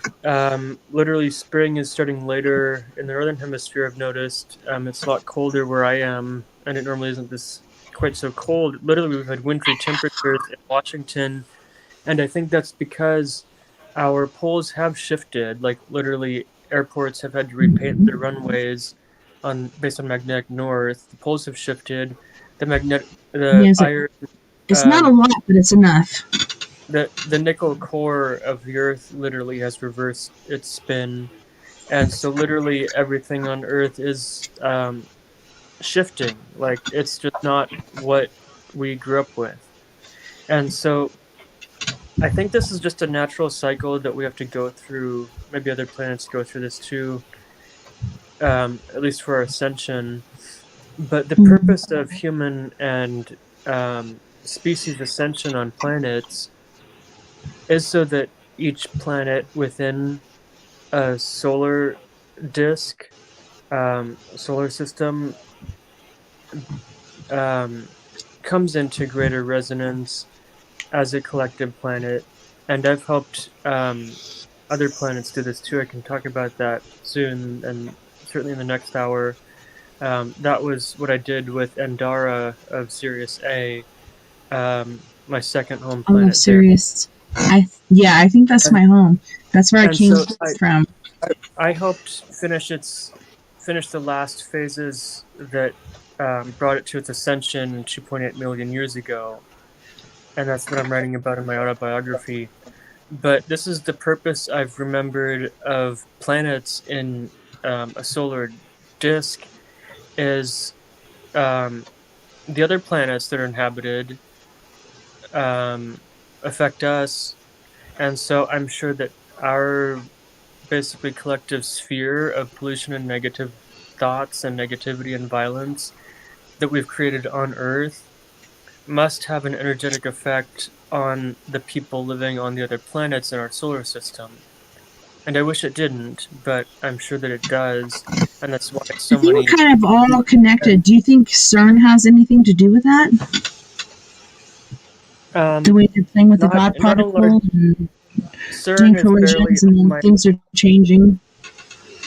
CERN is barely on my larger cosmic map. It's a very unfortunate, I think, demonic portal technology that some dark humans are experimenting with. You think it's Um, demonic? I never oh thought yeah. of it that way. Um, That's scary. Holy so shit. Tessa, just quickly on that tangent, um, I've been keeping up with Gigi Young for years on YouTube, and some of what she says is somewhat um, very not mainstream spirituality. She's a psychic and intuitive. She teaches intuitive development classes, but she also talks about psychic issues on YouTube um, that are going on and that she's learned about from other teachers. Her perspective on CERN that I don't have a reason to doubt is that they are using parts of CERN to open portals so that demons and dark spirits can come through.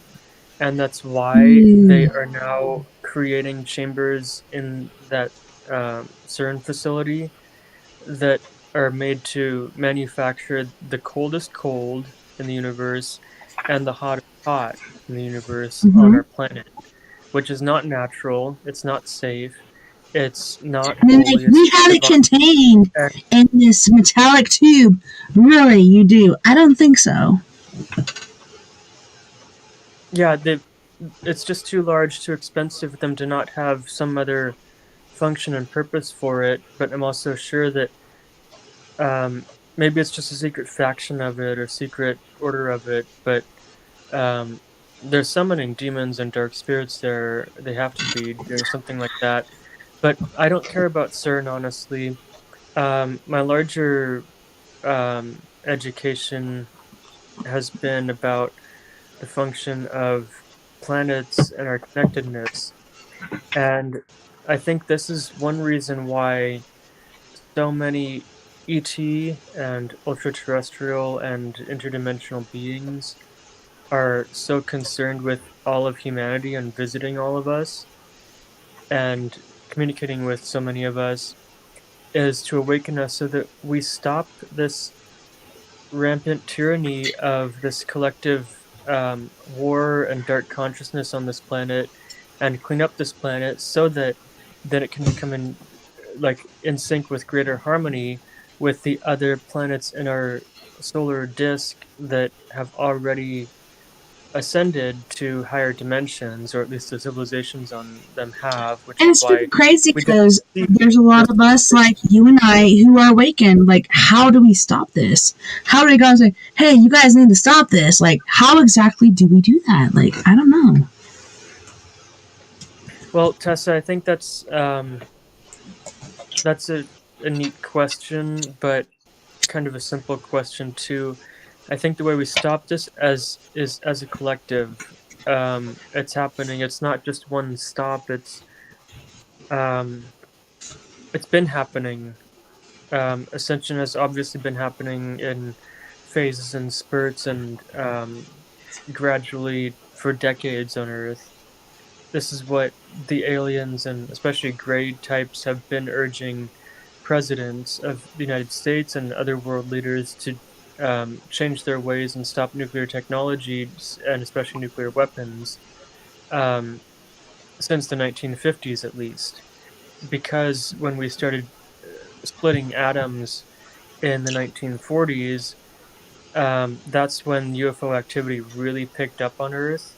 And that's why Mm-hmm. there were craft that were sent here basically as kind of like Trojan horses for us to examine and back engineer Wouldn't back that in happen the in Hollywood? 40s. Wasn't that like the 1950s or 60s where the UFO showed up and it was like, pam, pam, pam, pam, like a whole artillery against this UFO, and it had nothing against this UFO, like it had its shields up or whatnot. Yeah, the When Battle of was Los that? Angeles. Was that like the Yeah, that I think that was the 1950s?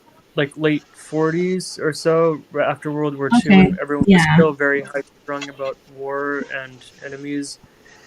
that Um, was epic but and crazy. Seriously. yeah, contact is still picking up, and I'm glad that it is, and I'm glad that I'm a part of this program um, because it needs to, and it's actually an essential part of Earth's ascension. Otherwise, with our current mass collective delusion, it's going to be a very long time before Earth becomes a harmonious planet. And so this No, is seriously, why it's and so they've come important. in like we've sent out missiles or whatever. They come and they shut down nuclear plants. We've sent out missiles, and you see this UFO come in and it shoots it down. Like they're totally trying to protect us, and we're like, "What the hell just happened?"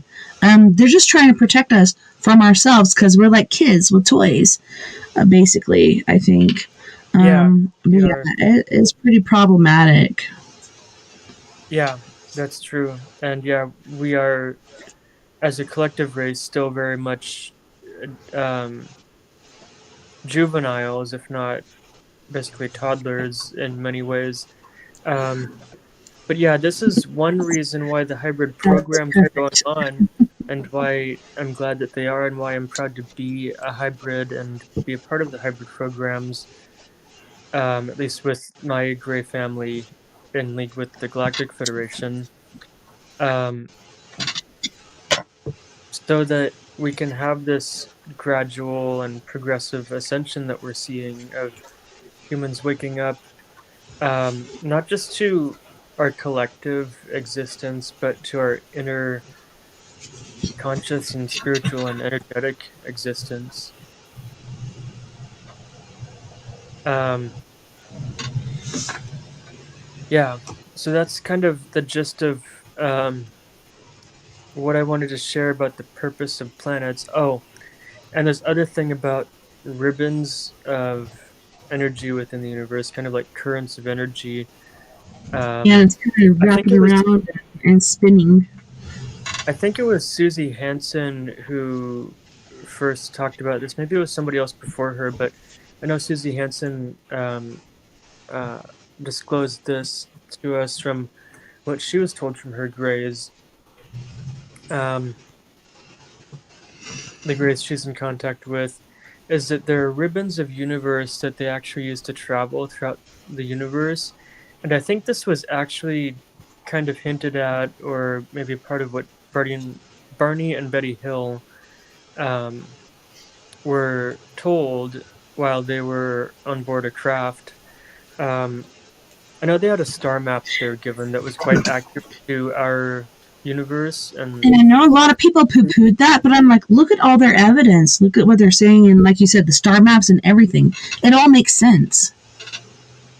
yeah, it does. And so um, that star map is one thing, but then I think it was Susie Hansen who was given this other um, bit of information about our universe, that there are these literal like currents of energy, kind of like how there are currents, um, kind of like they're fixed and running through the ocean where fish and other things travel and they keep things moving.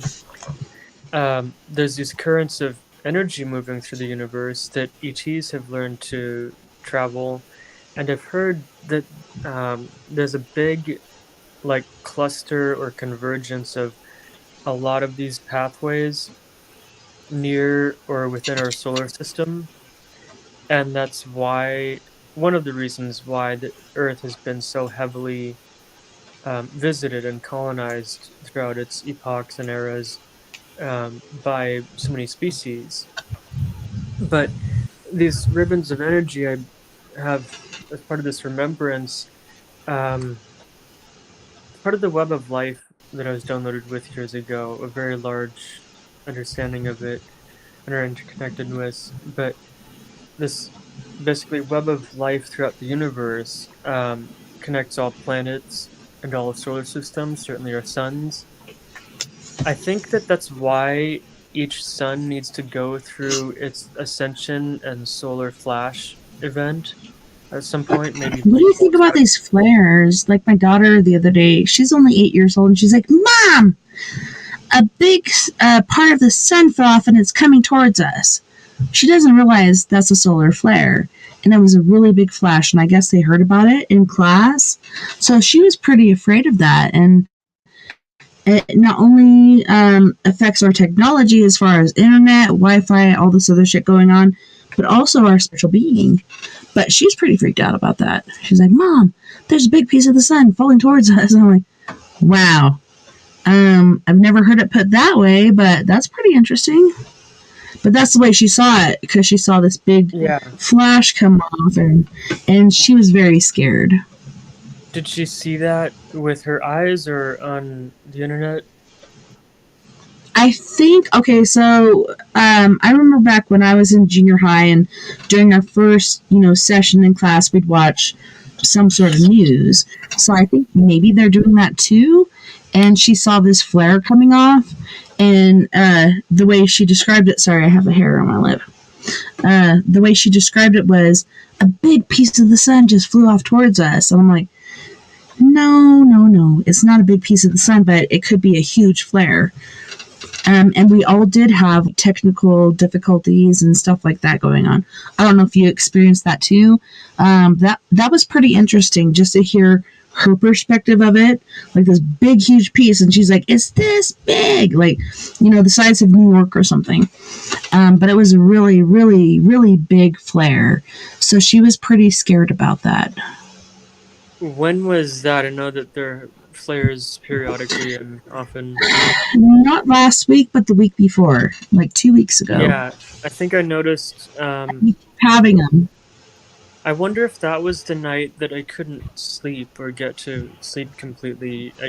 I don't know. Right? Yeah, there was like some weird sleep stuff going on. My brain wouldn't shut off enough to even get through the state of hypnosis to fall asleep completely. even with 2 melatonin tablets and my self hypnosis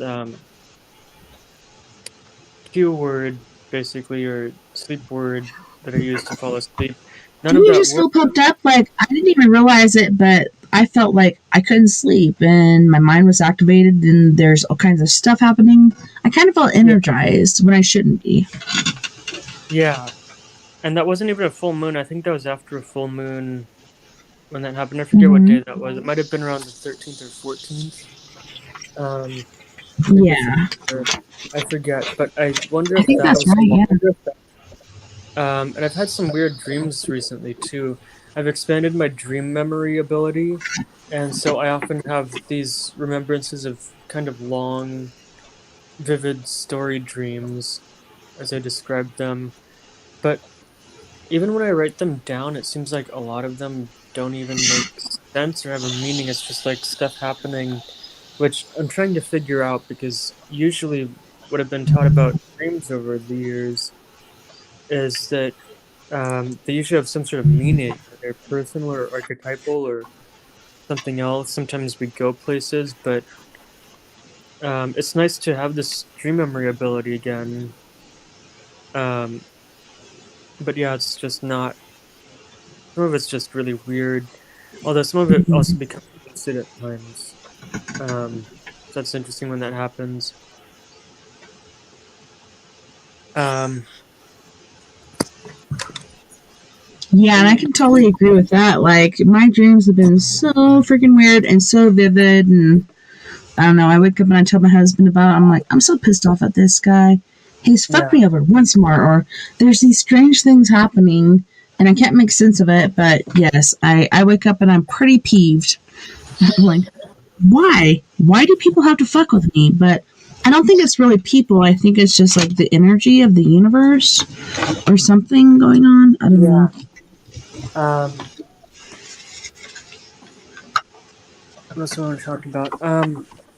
So there was, I was getting into the solar flash. I started to change rooms because my wife came home Oh, and no worries.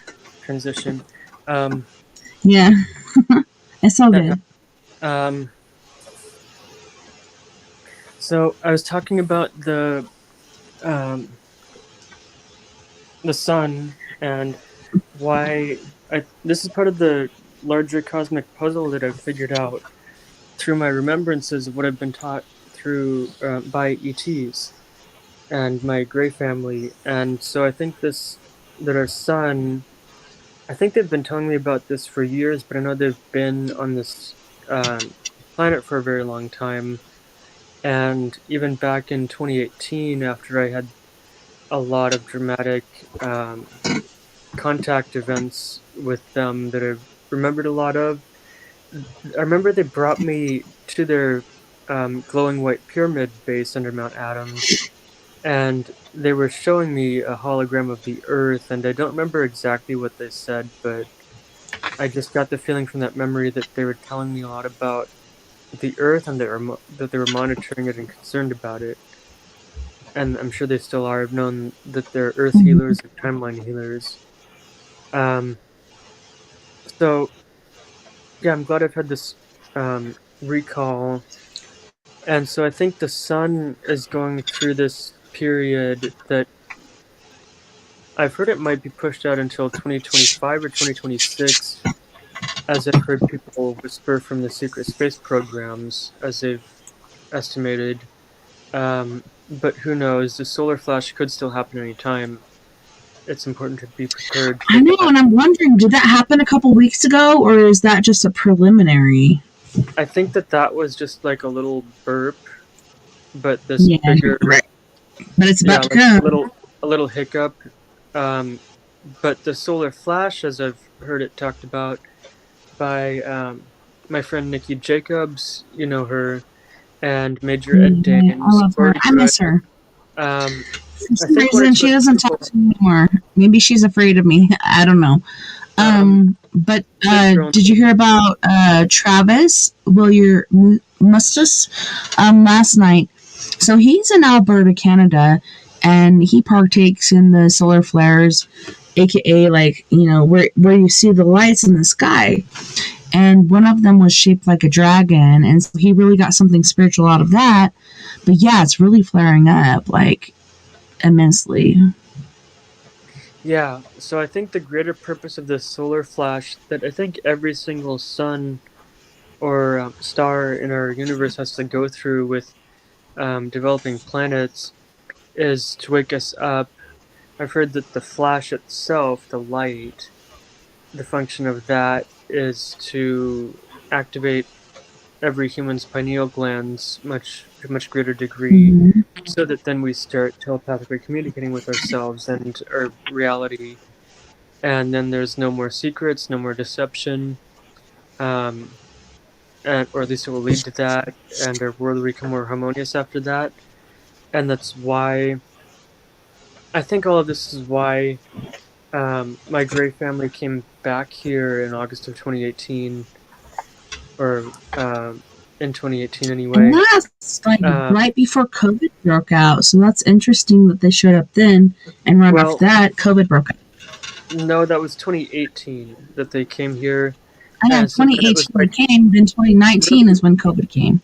yeah, like at the very end of 2019 is when the virus started breaking out in China, but then Mm-hmm. it got to the U.S. in early 2020, and so I'm not. I don't think that the COVID virus is anything they care about, and that's not why they came here. But what they were educating me about, I think, or at least trying to prepare my walkout for, that of course I wouldn't remember until the walk-in or later, was is the walk-in, and they were telling me um, from a hypnosis session in early 2019, like January 2019. Um, they were what is it? Yeah, they were telling me something about something to prepare for, but they had told me this in 2018 when I was with them, and I think it's a whole so cleansing of the earth again. Like the whole ring of fire is activated, COVID's happening. Like there's so many different things, like kind of, putting their thumbs in the pie. Like there's a lot of stuff going on. well maybe, but yeah, I think what they're really for a while, for a long time in 2018 and 2019, I believed that what my ET family were preparing me for is this solar flash and what could lead to the basically apocalypse or end of the world scenarios. But what I've remembered or figured out that they were actually telling me about, at least my walkout um, before the walk-in in 2021, was preparing me consciously for the walk-in. And Mm-hmm. what they were telling me to prepare for, um, what I didn't realize was an energy preparation to do some healing and preparation of my energy for the walk-in, and what I would need as a walk-in to come into this body, as it was riddled with so much darkness and confusion, and even dark histories and patterns and things like that. And so walk-ins. Now, I don't think I had this walk-in by accident. It was definitely all pre-orchestrated before birth. And so that suggests to me that I'll live through this. I'm not afraid of that, and I'll live through these times. I know that I'll have a bright future. I've seen glimpses of it, and I know that the future is bright.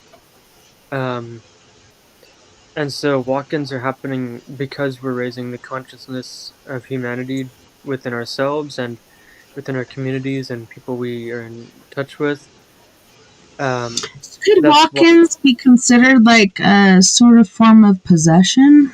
Absolutely not. No, they're quite the Okay. opposite, because I'm not possessed. I haven't been possessed for the past 2.5 years almost.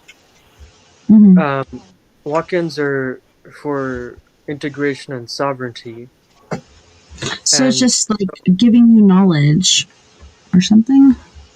a lot of walk-ins are a complete exchange of the natal soul and the walk-in soul, but mine was more like an exchange, or a partial exchange, like a fractal exchange, I think, of our Okay. soul fragments.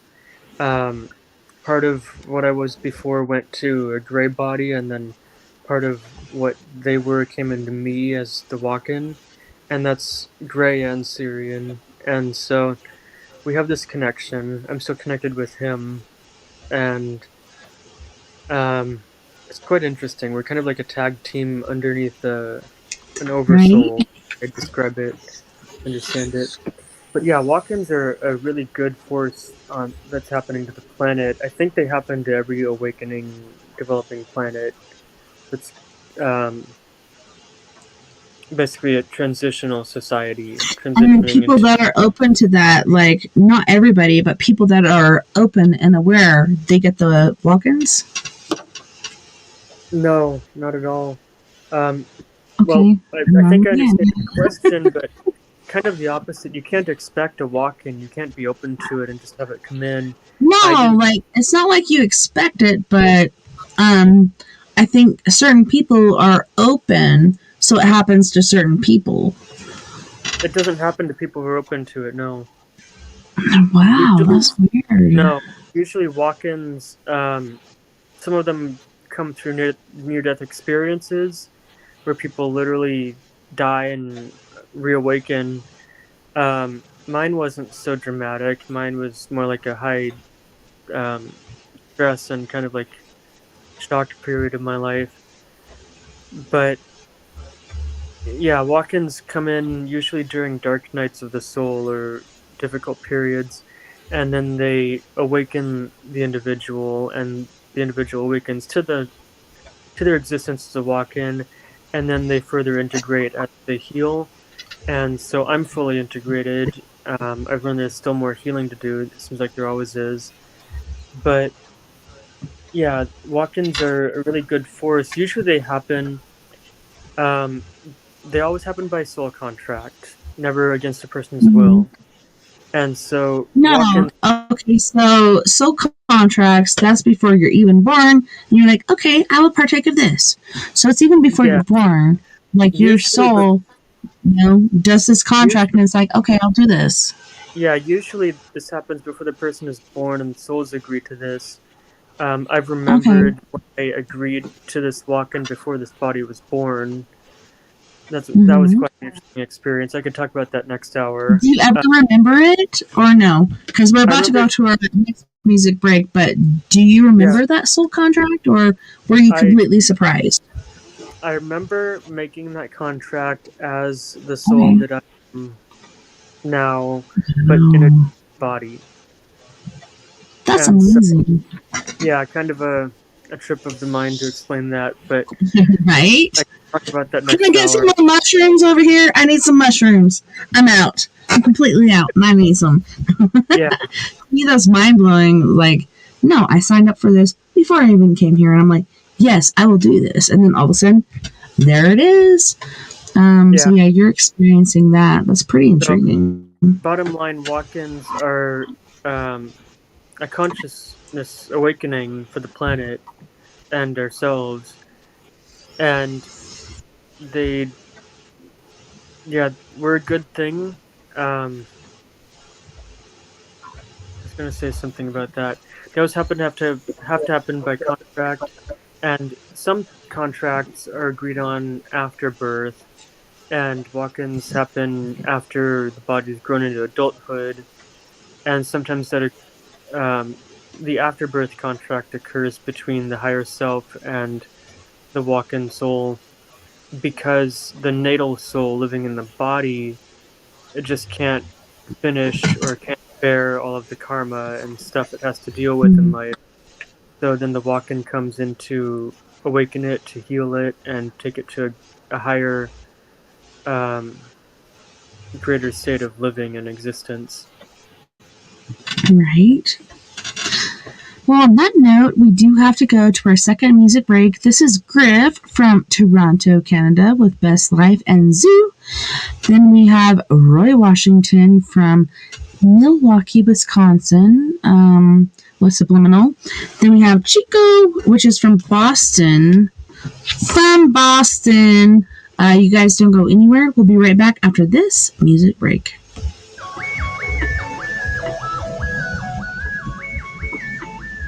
See you soon.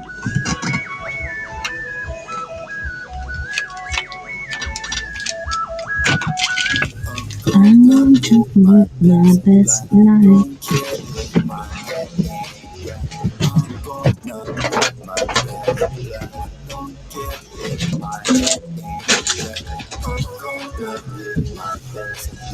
Don't care if my head you and live your best life. Don't care if my head ain't right. Where you from? Who you with? Are you blind? Are you equipped? I do my thing. Stay kid. In this world, no one's innocent. VIP, get bottles. One snap on my fingertips. See these haters like blah blah blah, blah blah blah blah blah. Talking gibberish. I'm gonna live my best life. Don't care if my head ain't right. I'm gonna live my best life. Don't care if my head ain't right. I'm gonna live my best life. Don't care if my head ain't right. You and live your best life. Don't care if my head ain't right. Unless you do. Rolling my homies. Rolling, unless you do. Rolling with my homies. I'm going to live my best life. Don't care if my head ain't right. I'm going to live my best life. Do you live your best life? Do you live your best life? Do you live your best life? I'm going to live my best life. Don't care if my head ain't right. I'm going to live my best life. Do you live your best life?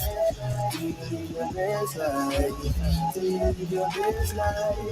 I'm gonna live my best life. Don't care if my head ain't right. I'm gonna live my best life. Don't care if my head ain't right. I'm gonna live my best life. Don't care if my head ain't right. Do you and live your best life. Don't care if my head ain't right.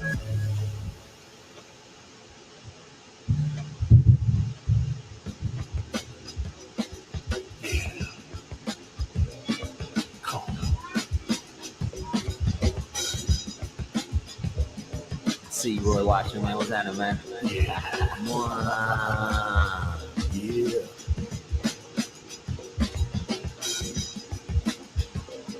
They never say it in words, but in deeds wars declare. Justice is gone, and the sight's not a spare.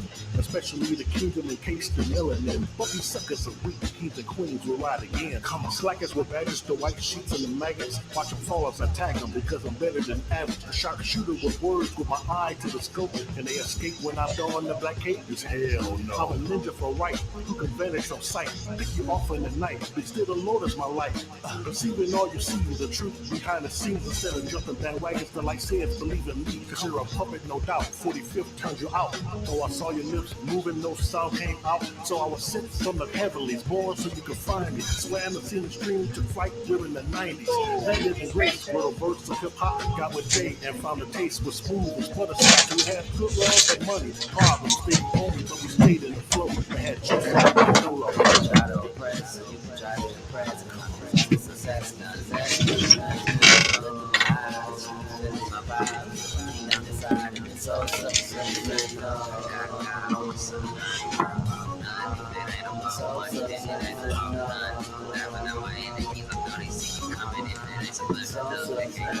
politics of all this shit. I'm here to raise the consciousness for every face and race up in this nation trapped in poverty. Diamond in a rough, need to cut shape it and polish it. Bad thoughts, cripple life, we get to be an optimist. We get be an optimist, reconstruct apocalypse. Broke people always hating, mix me with that gossiping. Rose up in the concrete, rain and sun, I'm blossoming. My people need to be like kind of Velcro, then we conquer it. Try to oppress, try to impress. I'm after success, none less. So subliminal. So subliminal. It ain't about nothing.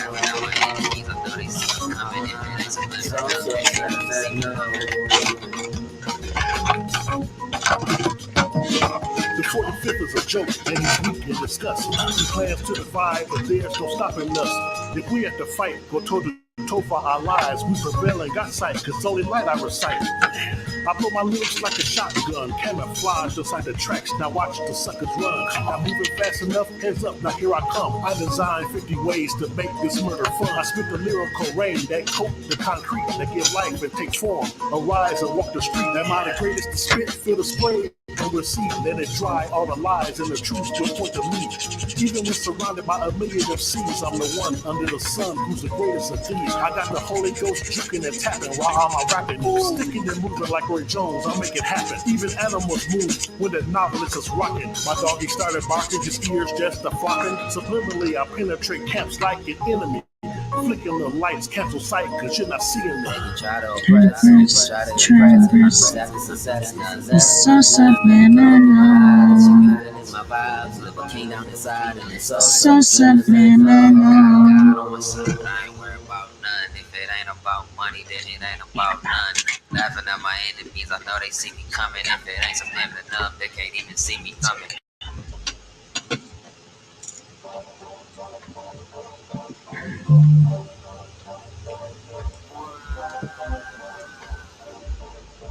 Yeah.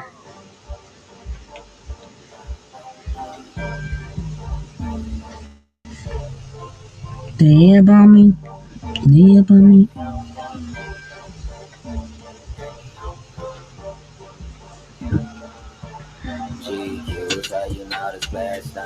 Baby yummy. Baby yummy.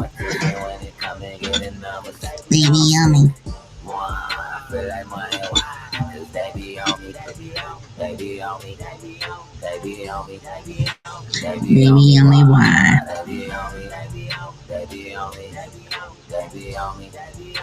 Baby yummy why? Baby yummy. Chico just that flower, niggas virgin, make it rain. I keep that scrabble mind, I got words, I got game. And she like circle gobble, she got curves, she got frame. If my Murata, I'ma swerve all in her lane. She give me gobble gobble, she used to purr with that good brain. That baby bought that action, make them birch, I be insane. I'm a jigger, throwing action, mama purchase this good thing. And fire y'all employees, you dealing with a boss. Kick it with a player, I got juice and I got sauce. You messing with the losers, I feel sorry for your loss. I'm a heartthrob, baby, I can feel your beating pulse. GQ, so you know this player's done. Hit the club, got chose like it's none. Mathematician when it come and getting numbers. I'm sleeping. One, I feel like money, why? Cause they be on me, they be on me, they be on me, they be on me, why? They be on me, they be on me, they be on me, they be on me, why? Joe's daddy, baby, looky here, Milwaukee bought them bucks, fear the deer. I'm feeling like a player, must be pure. So let me drop this knowledge in your ear. I'm driving your chick crazy, let me steal. She crying like a baby, I see tears.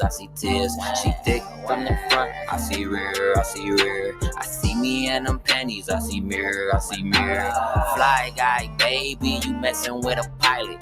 King of the ship, you messing with a pirate. Ding dong bitch, make her open, then I'm out it. I'm getting all in that belly, turned her any to a Audi. GQ, so you know this player's done.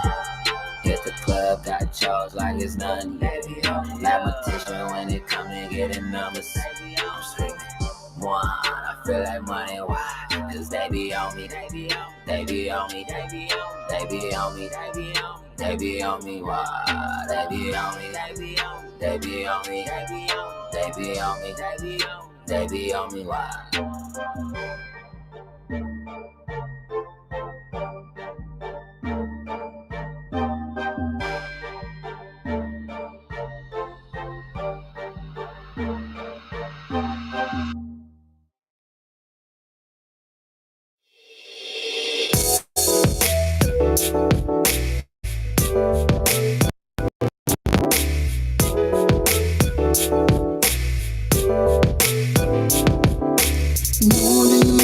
But you can't read.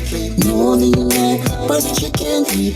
Know the but you can't leave. You can't leave. You're right where you wanna be. That is right here with me. You're right where you wanna be. Right with me. You can be anything you want. If that's what you really want, you can be anything you want. All I want you to do right now is leave. Leave it soon. All I wanna do. All I want you to do right now is leave. Leave it soon. Oh, God, I'm wasting time. Not trying to lose my mind. Know that I am wasting time. Not trying to lose my mind. If you want to get left behind in this red race, go back to my place where I know it is safe. Lock myself in my room. Won't watch the news, cause it is a so confused. What can I do If I lose you, all I want you to do right now is leave. Leave it soon. all I wanna do. All I want you to do right now is leave. Leave it soon. Oh, God. Okay. She was a Loompa Loompa, now her body super duper. Getting a lot of attention she was never used to. Hitting me up like I was Uber. Got a few miles, so I guess she's a cougar. Be a winner, never seen her with a loser. Gorilla talk, ooga booga booga. Scuba, tuba, diver, I'm a rider. Getting cider, sweet like cider. Fighter, rider. Neither wants to get it going. Know it, hold it. Fold it, blow it, wait, I'm joking. Cages broken from these beasts. From down east on the street, it's a zoo. All I want you to do right now is leave. Leave it soon. All I wanna do. All I want you to do right now is leave. Leave it soon. Oh, God.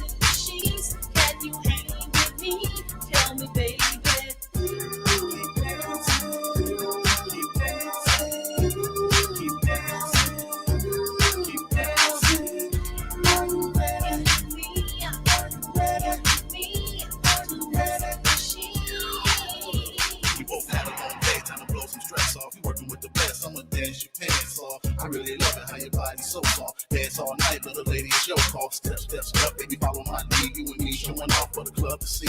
No time to get rest, we doing our thing. Cha-cha, then we dip, top it off with a spin. Glide across the floor, let's do it again. By the way, little mama, can we be friends? I can't let this night just end. I really wanna know if I can see you again. Give me your number, we'll get back on the scene. We can hit another club if that's your thing. We'll be partners in crime, you and me, as we ripping up floors like two dancing machines.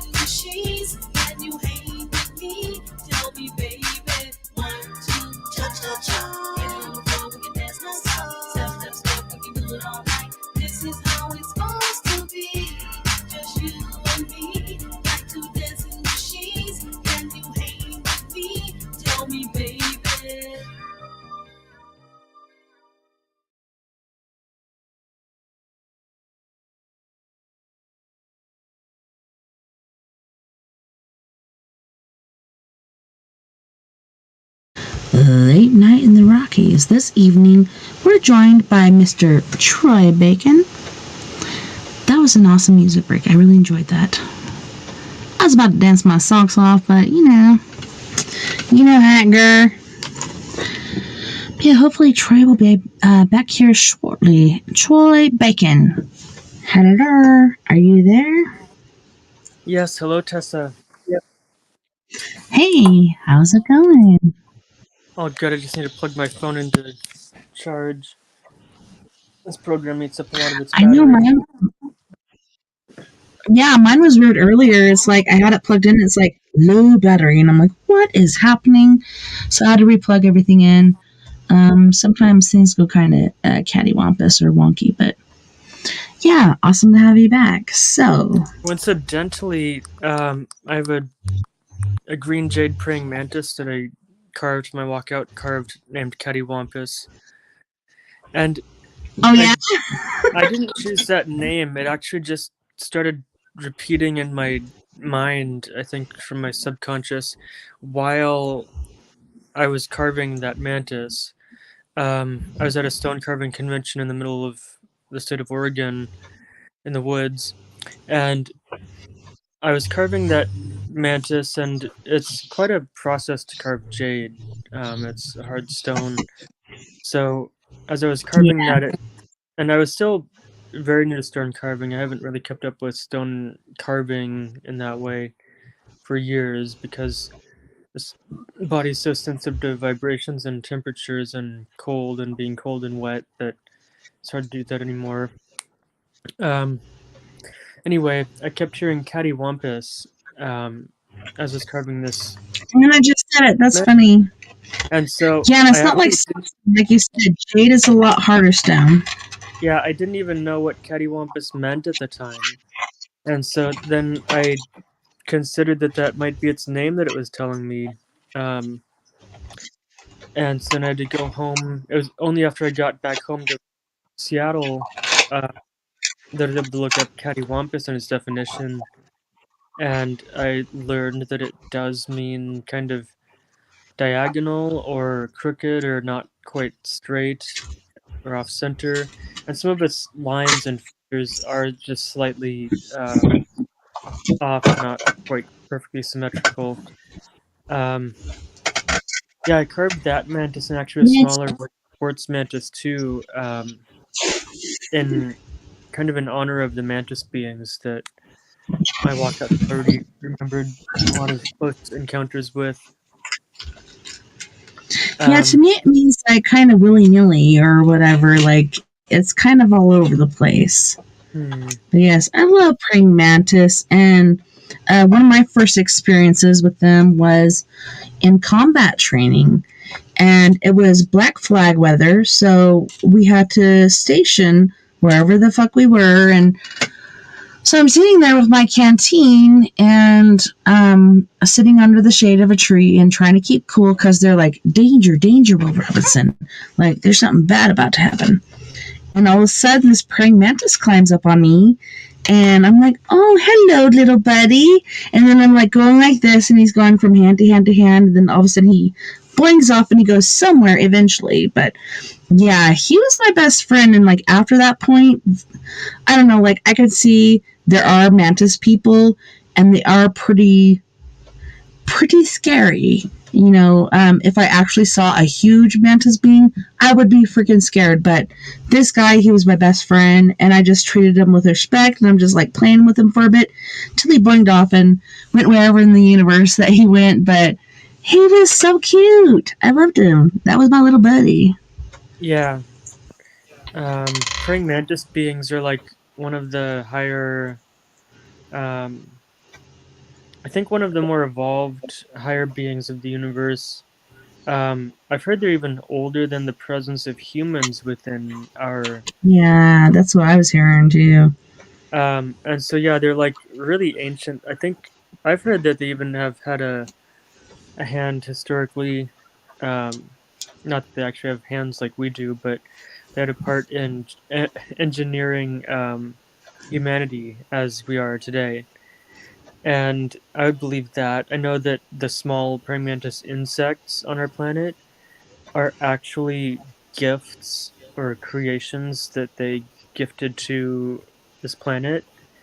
And those little praying mantises are very easy for them to control and even, I think, possess short term, or I think possess isn't the right word, but like inhabit short term. So that, what is it? So then they can send those little mantises as messengers to people, and they've done that at least once to me. Yeah, Yeah, it was so crazy because like this is just a little bug or whatever, but to me it was bigger. To me it was huge, and I actually felt connected to it. I don't know. It really impressed upon me like something bigger in the universe. It made me feel better. It gave me peace. Yeah, I understand that. The energy that mantis beings put off is an energy of definitely in love and affection for us, despite their physical kind of scariness and creepiness. Yeah, my favorite part was when he was going like this. I'm like, what are you doing? You checking me out? One other thing, I think it was Corey Good also, I think somebody else have heard say this, describe how mantis beings are in the secret, not the secret space program, but the Galactic Federation convergences or gatherings, where they kind of, it's like a bunch of these star races mingling about against or with each other, kind of like in Star Wars, where you see huge gatherings of like councils and just interspecies gatherings of lots of weird looking creature people. It's a lot like that out there, and I've heard that the way that mantis beings laugh is not like we laugh through our mouths, but they actually have like an air hole apparently at the back of their head. I've heard of that they laugh. That's exactly what I just said. It's like, and it's air coming out. They think the way we laugh is weird. Yeah, they're like, what the hell is that? That they have to like, I think they tilt their head back, I heard, as their frontal mouth opens, and it's like four or five sections, kind of like a predator mouth, but they do that and then they laugh so that we don't see the air hole in the back of their head opening, because they think that is impolite or something. So it's weird. Hear all these different types of star peoples. Also, did you see the movie Ant-Man? I actually did not. I have not kept up I with actually Marvel got to movies. see that, and it was pretty intense because it's like, okay, so they go to this certain place because the daughter of Ant-Man and Wasp Girl, I'm not sure exactly who she is, but Ant-Man and the Wasp was the wife. But the daughter, she built this thing, and she's like, yes, I've been sending out this beacon to this universe, and the grandmother who had been there before, she's like, turn it off right now. But I think she's like slammed on it or whatever, she broke it, and they all got sucked into that universe, into different parts of it. And it was funny because she's like, Dad, just drink the ooze, and like otherwise it's like chitter chatter. Like he couldn't really understand what they're saying, but once he drank the ooze, then he can understand the language. It's kind of like the gift of tongues and how that works. Like, I don't know if that's exactly how it works, because I can understand different languages even though I don't know them. I can just comprehend. It's so weird. But yeah, once he drank the ooze, he's like, oh wow, now I can hear what you're saying. But yeah, there's manti, there's different things going on there, and to me that was pretty intriguing how they did that and how that worked. And my husband was really disappointed when I told him, yes, I booked this movie for tonight, because I try to do it every Tuesday. I try to spoil my family. And he's like, man, I'm really not into, this whole world of these different comics and stuff. And I'm like, well, I watched this preview and this looks pretty fucking cool. So you're going to come, you're going to watch it. And it was like very, to me, awakening. Like, even though it's like fantasy or whatever, like to me, it was kind of like a different reality that we can experience. Like we were talking about different languages and stuff. But yeah, once he wheezed the juice from this guy, he's like, I have no holes. And then he got shot through and he's like, I have holes. It was pretty intriguing. You should watch it. If you can get it on Redbox or wherever, you should totally watch that, because I don't know. Once you watch it, you'll understand what I'm talking about. But yeah, it's like these different people, different communities, and you can't understand the language. Once you wheeze the juice, you do. But to me, I was just like, I understand what you're saying. Like, I don't know these different languages, but I can decipher. I know what they're saying. And it's pretty strange to me. It's like they say in the Bible, the gift of tongues. I think I have that.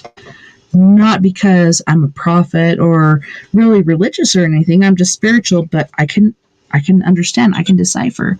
Even Champ, he's not here tonight, but he can't really talk. He makes different noises and sounds, and I'm like, yeah, Champ, like I can totally understand what he's saying, even though he's not saying words at all. Like I can decipher what he's saying through his verbal analogies.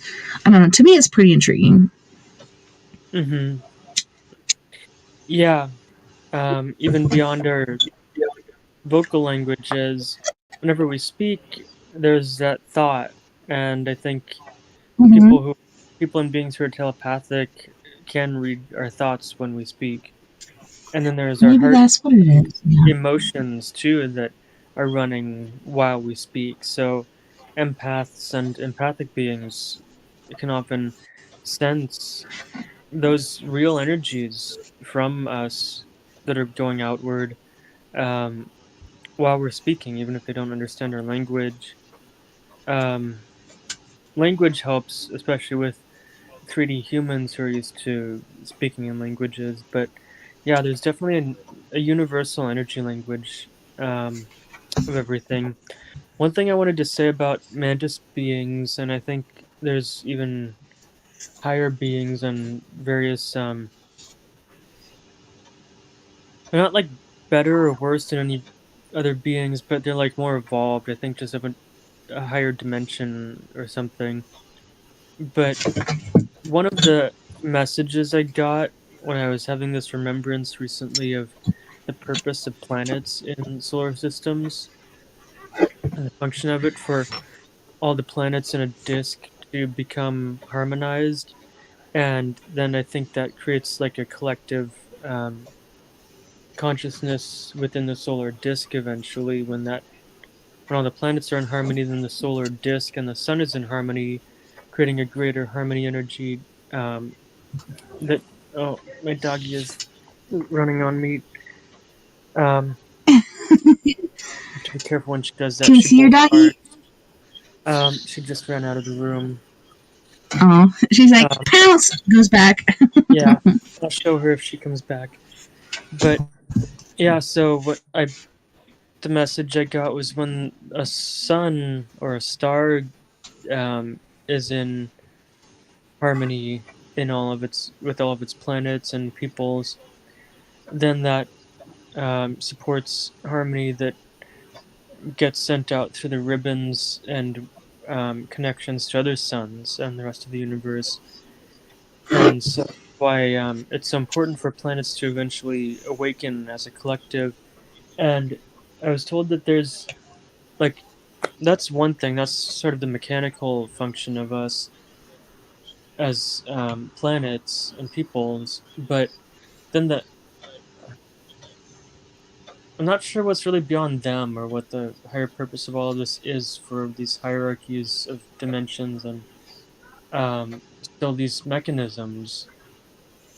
There must be something else that we will realize once we get there. But one answer I got was that there are higher beings that even the gray beings that I'm involved with who are highly evolved um, answer to, Mhm. but not just answer to, that they are working with and for these even higher dimensions of thought and energy and God and consciousness and whatever is out there. Um, and that's why it's been so important for them for the last 70 years, that they've been working on this planet more actively to create a collective awakening, and now they're doing that. Um, that they will finish and are finishing with the hybrid program that will lead to us as humans on Earth, eventually becoming more integrated with the rest of the universe around us. And so I think the mantis beings are some of these higher beings that the Greys are benefiting or working for. When you get into the higher dimensions where they live, I also think this is where it's kind of tricky for us to understand, because we can't just say that. I don't think our language of talking about one being lower or working for another being. Hold on, my dog just showed up again. How can I reverse this? Yeah, I can Uh, see you, but maybe yeah, you can grab her go and over. just bring her into the picture. You see her? Hello, what you doing? And her That's name's Lavender. Jasmine, right? No, Lavender. Yeah, she knows her name. Lavender, what are you doing, pretty poo-poo? Oh, look at her. She's so precious. Yeah, she She's like, yeah, is. I run this place. She's very curious and smart. Oh, Um, she's so beautiful. I'm so glad you guys found her. we are too. I've helped heal a lot of her trauma through Reiki, a lot of Reiki treatments, And and she gets so that, right? yeah, now she behaves typically a lot better around most larger dogs, whereas she used to bark and charge at them. Um, yeah, so I don't think that our human language of one being working for like a boss or a higher being applies to the higher dimensions, but it's still like they're all working together in some ways, but still in kind of coming from different dimensions, but aware of each other, and a lot of that. So that's some of what I wanted to explain So, about. do you, well, I was going to ask, do you believe in ant people and that they exist? I think they do. And they've been like Yeah, in and out of our perspective. yeah, ant people exist. Of course, they've been recorded on this planet, and I believe that there's probably still some groups of them within this planet. And what I learned from the Sasquatch Message to Humanity book one is that there have been these different eras of Earth, um, where we've had reptilian people, which was like the dinosaur age, um, probably Mhm. insect people, fish people. But I think the ant people have been here through all that shit, and that I think they're still here today. I've even Yeah, gone like, okay, so last Easter we went and it was behind not Mesa Verde, but Sleeping Ute Mountain, which supposedly, according to the Utes, this mountain will someday rise up. Like right now, it's sleeping like this. So it's sleeping with its arms across its chest, and you can see it go all along, and you can see its toes pointing up. Someday it's supposed to rise up and crush the enemies, which is the white man, which I think I'm part of that clan. But no, it was crazy. There was like different places behind this, different places that are unknown, and I found different pieces of pottery that are thousands of years old, and even trash that is like today years old. But to me, like I'm just like I do believe ant people exist, and I haven't seen them, but you can see them on these petroglyphs and stuff. yeah, they had their era too. The ant people. Um, what I've heard of them is that they're kind of like humans as they became highly technologically advanced. They made weapons. They even divided into different groups and had wars with each other, and they almost annihilated their species entirely until then they were forced to have like a peace treaty or something, and then eventually um, some group of them supposedly made the moon because they were highly intelligent, and they knew so much to create a moon for the planet, to then create this um, cycle of waves and um, lunation cycles, and that's why our moon is round, but also so perfectly mathematically aligned to be um, 400 times smaller than the moon, but 400 times um, away from Earth or something like that, or farther from the sun. I forget the math of that. And it also But yeah, makes me wonder, like, are these ant people like original people of the earth? They've been here forever because they well, live underground. I would not comfortably make that claim, and there's a reason why, because Sasquatch people are here, but they're not the first people on this planet. Mermaid people aren't the first people on Now, this I think planet. they related to us in a certain extent, and some people say they're not really here. They're like, I don't know, when they disappear behind trees, they're going into another world. I don't think so. I think they're just really good at camouflage. But I yeah, think I just as heard recently today about a person who has some genealogy that they found that is a third person that nobody really knows about. And it's like, we don't know everything. We're still learning. Like, there's so much out there that we have not yet discovered. yeah, um, yeah, I'm in touch with bird people even who aren't even extraterrestrial. I think they're considered ultra terrestrial. They say they So evolved are those here. like the people that you see like on Egyptian tombs and stuff, which have the bird heads and the human bodies, or are bird people Um, different beings than that? I think that those Egyptian gods like Thoth and such are probably a type of bird people. Maybe they were maybe even chimerized bird people, um, like human and bird people. The bird people I'm talking about um, evolved on this planet, just like supposedly humans and Sasquatches evolved, or humans evolved because of Sasquatches on this planet too. There's That's a lot to get into, but yeah, bird people evolved on this planet literally from avians who maybe even there was some sort of human type presence here, but yeah, they basically are humanoid with four or two limbs, two arms, two legs, a torso and a head, but they're covered in Mhm. feathers of different colors.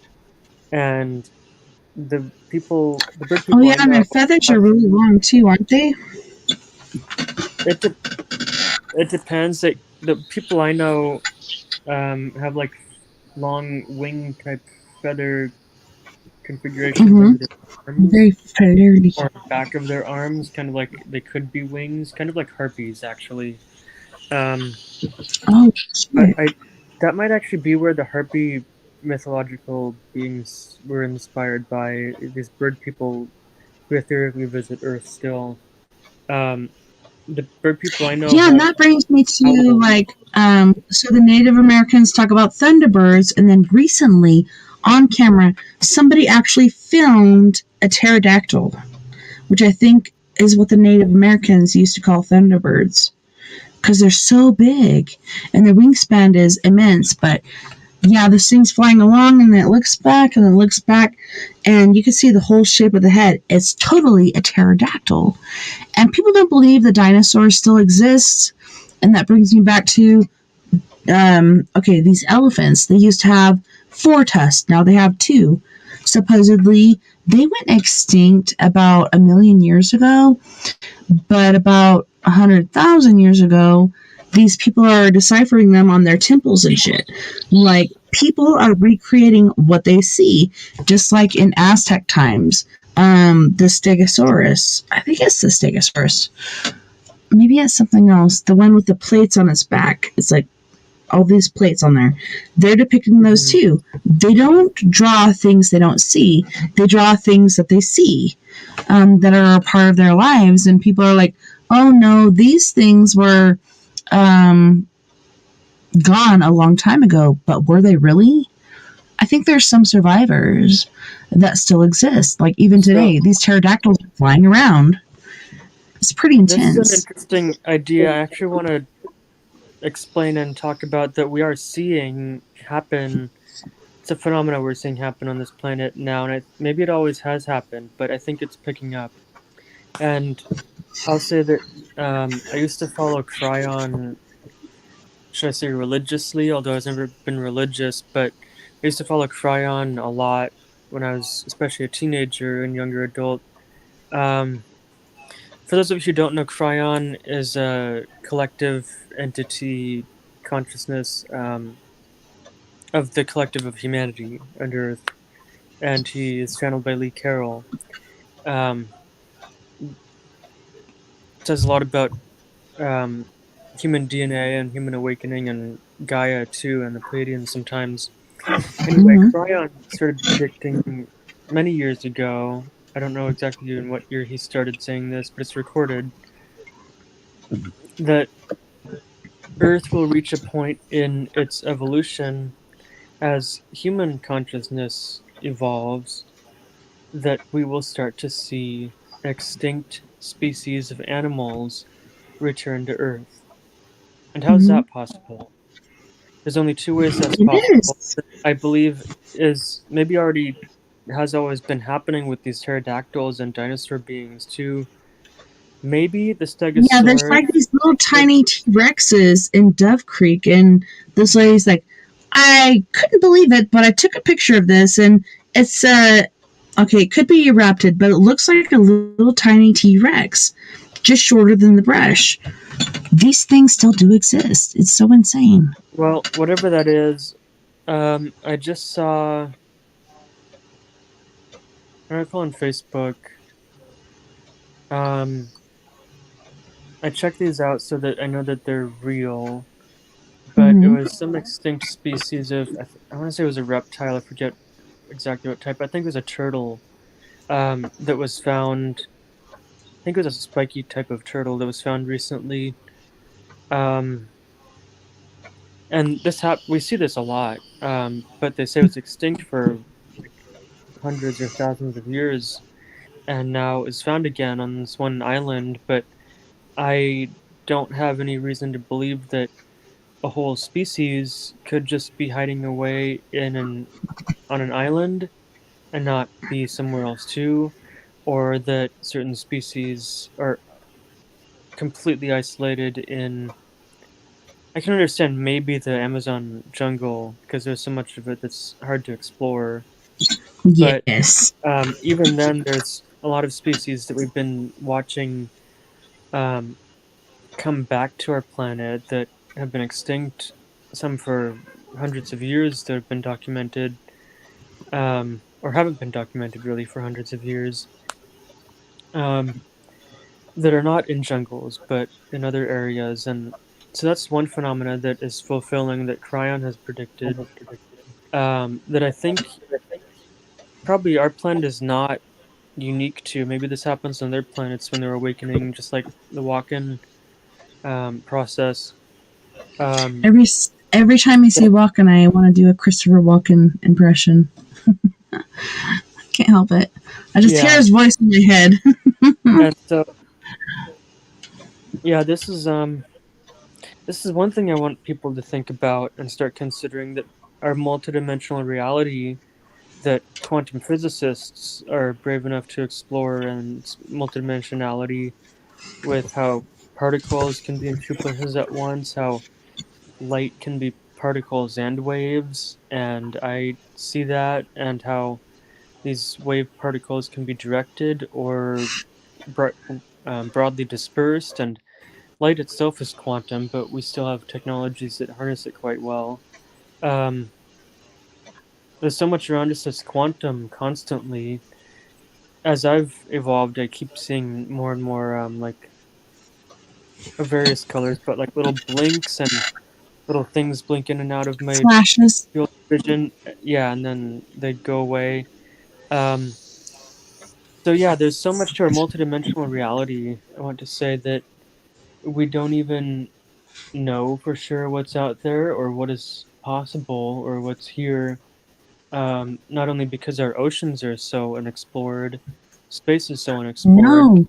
our And it modern. was crazy because they started to explore it. Then they're like, hell no, we ain't going down there no more. We're going to go to space. It's like, Yeah, what the fuck did you find down there that was so fucking scary that you don't want to go there anymore? It makes you yeah, wonder. yeah. There's not only cultural, but probably other reasons that um, shamans of ancient tribes and societies um, And like I was that saying, like have on pathway. temples and pyramids and Aztec places, they have showed like Stegosaurus and yeah, that's what it was, Stegosaurus, not Yeah, Triceratops, but Stegosaurus on their uh, temples, and it's like they only depict things that they see in their lifetime. These things supposedly went away millions of years ago. Why would they be depicting these things on their temples or rocks or whatever? That's intriguing. And I do believe I that not only do Stegosaurus still exist and um, T Rex, we've had pictures of those in the area, and then the one that's flying around, oh my gosh, I can't think of the name right now, but they are all still here. And people are like, these things were gone millions of years ago or hundreds of thousands of years ago. No, they're not. They're still here. yeah, and that's Pterodactyl. That was the last one I was thinking of. That was the one that was just recently filmed. And he's like, I can't believe what I'm seeing. Like, he's flying, and then he moves his head around like this, and you can see, like, that little bulbous thing on the back of his head. He's got the beak and everything. yeah, What? and I've seen pictures and footage like that. I've seen thunder photos of thunderbirds. By the way, thunderbirds, I believe, were varieties of birds that were literally 20 or 25-foot It was wingspan. actually the And pterodactyl. there's Pterodactyl, they're calling the Thunderbird because it's so huge and so immense, and it flies over and it casts this shadow and it picks up kids, it abducts them, and they're like, that was a Thunderbird. The Thunderbird is actually a pterodactyl. I'm telling you, like, there are huge birds in the world, but I believe it was actually a pterodactyl. Yeah, and I believe that too. And so this is the thing I want to propose, an idea that perhaps this phenomena, maybe it's portals, maybe it's just dimensional barriers that we don't understand yet. But I think that there's this phenomena around our planet, that species are showing up again because Earth's energies are light enough and safe enough for them to Mhm. be here again, whereas perhaps pterodactyls and stegosaurus may have supposedly gone extinct from this planet, but they're still being photographed and witnessed and experienced because Yes. there are portals and maybe, or just even So maybe it's like worlds barriers, colliding. maybe, or because we have, this is a multidimensional reality, maybe their reality isn't even apart from ours, but maybe Yeah. there's just a barrier or something that they can sneak in and out of or phase through sometimes that allows them to um, visit our reality either accidentally or purposefully. But it's Who knows? crazy because it happens all the time. And it's kind of on and off. And this has been happening for at least the last 100 years. People have been saying, oh, I saw a T Rex, or oh, I saw a Stegosaurus, or oh, I saw a pterodactyl, or a what is it? I want to call it a thunder chicken. Anyways, um, they've been seeing these things and they're just like, yes, this exists. And it really warps your mind because you're like, no, no, no. These things have been docile. Like, these things have been gone for so fucking long. But then all of a sudden they pop up and people are actually getting pictures. Okay, so the T Rex isn't like the huge, humongous fucking T Rex you see before. Like, you're looking across the road and you see, like, right under the brush, which is probably like 2 or 3 feet tall, this little T Rex. What? So maybe they're still there, but they're smaller, a smaller version than they were before, but I don't know. I believe that they still do exist. I don't think they're extinct. And there's so many animals that they do say is extinct that are still existing. So, Tessa, But go I ahead. want to propose this idea I just came up with or thought of, that maybe there's still T Rex and all the reptilian dinosaurs still either living on another planet or in another dimension, maybe both. Well, it's kind of like, Maybe still what being. was it? The Land of the Lost with Will Ferrell. One of my favorite movies. And he's like, he's only got the brain the size of an almond. And T-Rex is like, what? He got really pissed off about that because he's like, I'm more intelligent than that. And then throughout the movie, he had to prove it. But no, I don't know. Maybe it's dimensions collapsing upon each other. Maybe it's because we're in the end times that these things are happening and people are witnessing this. Even though they're not believers in the paranormal or anything like that, they're like, look what I just captured on my camera. This is insane. Like, they can't wrap their minds around it. Yeah. So what I So do you wanted think it's to. that, like, all of these different levels collapsing upon each other before the end of times, or is it something else? That doesn't sound correct according to my reality or understanding how things would work, because realities aren't collapsing upon each other, but I kind of they're. feel like that's what it is, like sandwiching, pat, pat, pat, pat, and all of a sudden it's going to be like kaboom. I just But don't see that, and I don't think anybody sees that or evidence for that, because I do, there are. and I'm sweaty. Go ahead. Sorry. What I understand is that there are other dimensions, literally worlds of their own, that are typically separated from our reality across barriers, but sometimes there's some bleed through. Even the black eyed children phenomena, by the way, is from another dimension, I believe. And I figured this out after reading Carlos Castaneda's book, The Art of Do you think Dreaming. you're demonic at all? Yes, they are demons, but they're from another world. And I figured this out because in The Art of Dreaming, Carlos talks about his visitations to a world of shadow beings that are very physical, very real when he's there during his dream um, excursions, basically, that he learned through Don Juan. But then there's this bleed through that happens in the story that I think was real, where this girl he rescued from that shadow world literally showed up in this world, and I don't know where Don Juan put her, what he did with her, but he did something with her. I think they saved her, but she was one of these, I think, people who got captured by the shadows world. But then when I was reading that, I had this dream of being in this apartment I'm in currently, and someone Mhm. knocked at the door of the apartment, which is not accessible unless you're a resident or someone welcome here and brought in through the front door. But someone knocked on our apartment door, and I opened it in the dream, and then like before I opened the door, I empathically felt the presence of absolute pure evil. And when I opened the door, I Mhm. saw a little black-eyed girl, and before she said anything, I slammed the door in that dream and then called in Jesus and angels and my divine helpers to take her away and cast protection around my space again. And so then I woke up, and then even still after I woke up, I was praying to get further protection, make sure that didn't happen. But I think that was a bleed through. Literally, I think that was a real entity coming in through another. That really happened.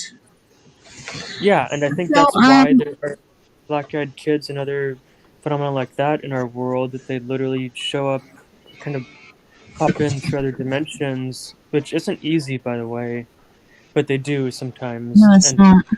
Yeah, they do. and And I think it's because you're such a bright light and they want to feed off that.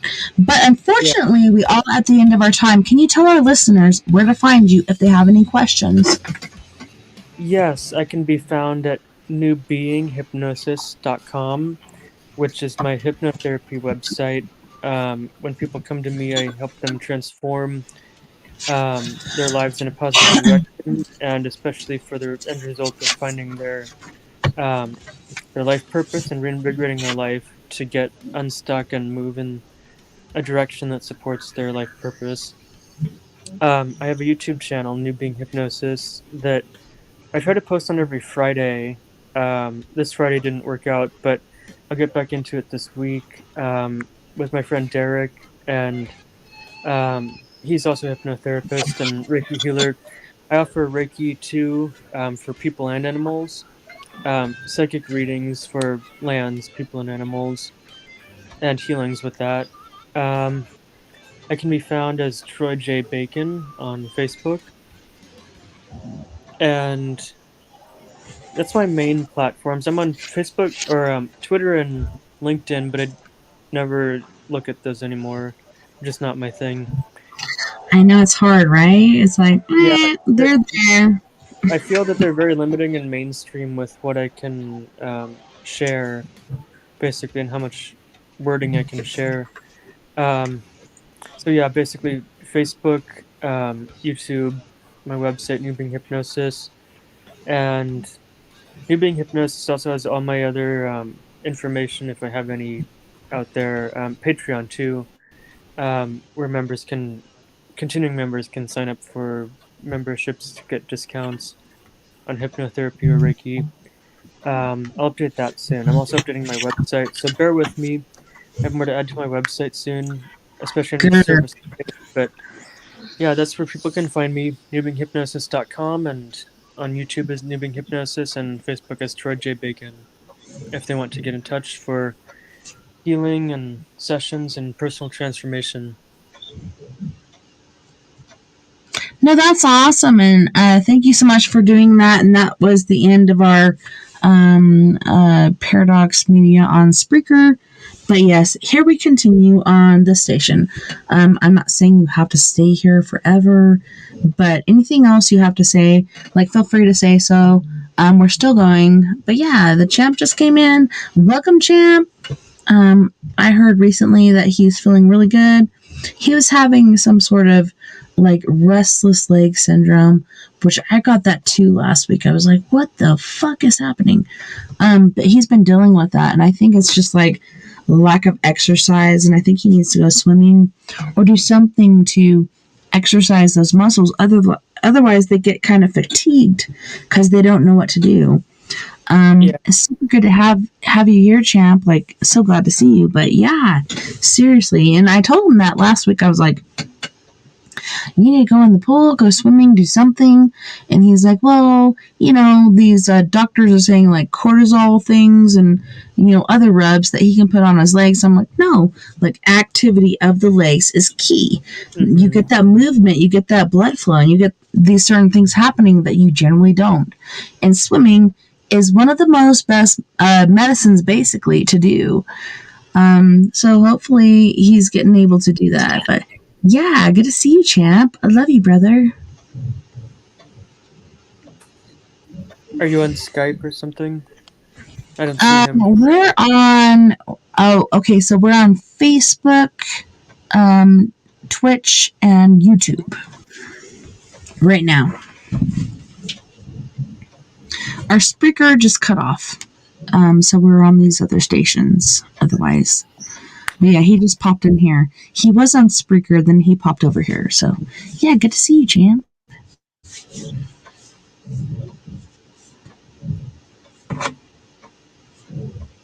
I don't know what that noise is. Can you hear that? It's like kind of a grinding noise. I'm like, what the hell is that?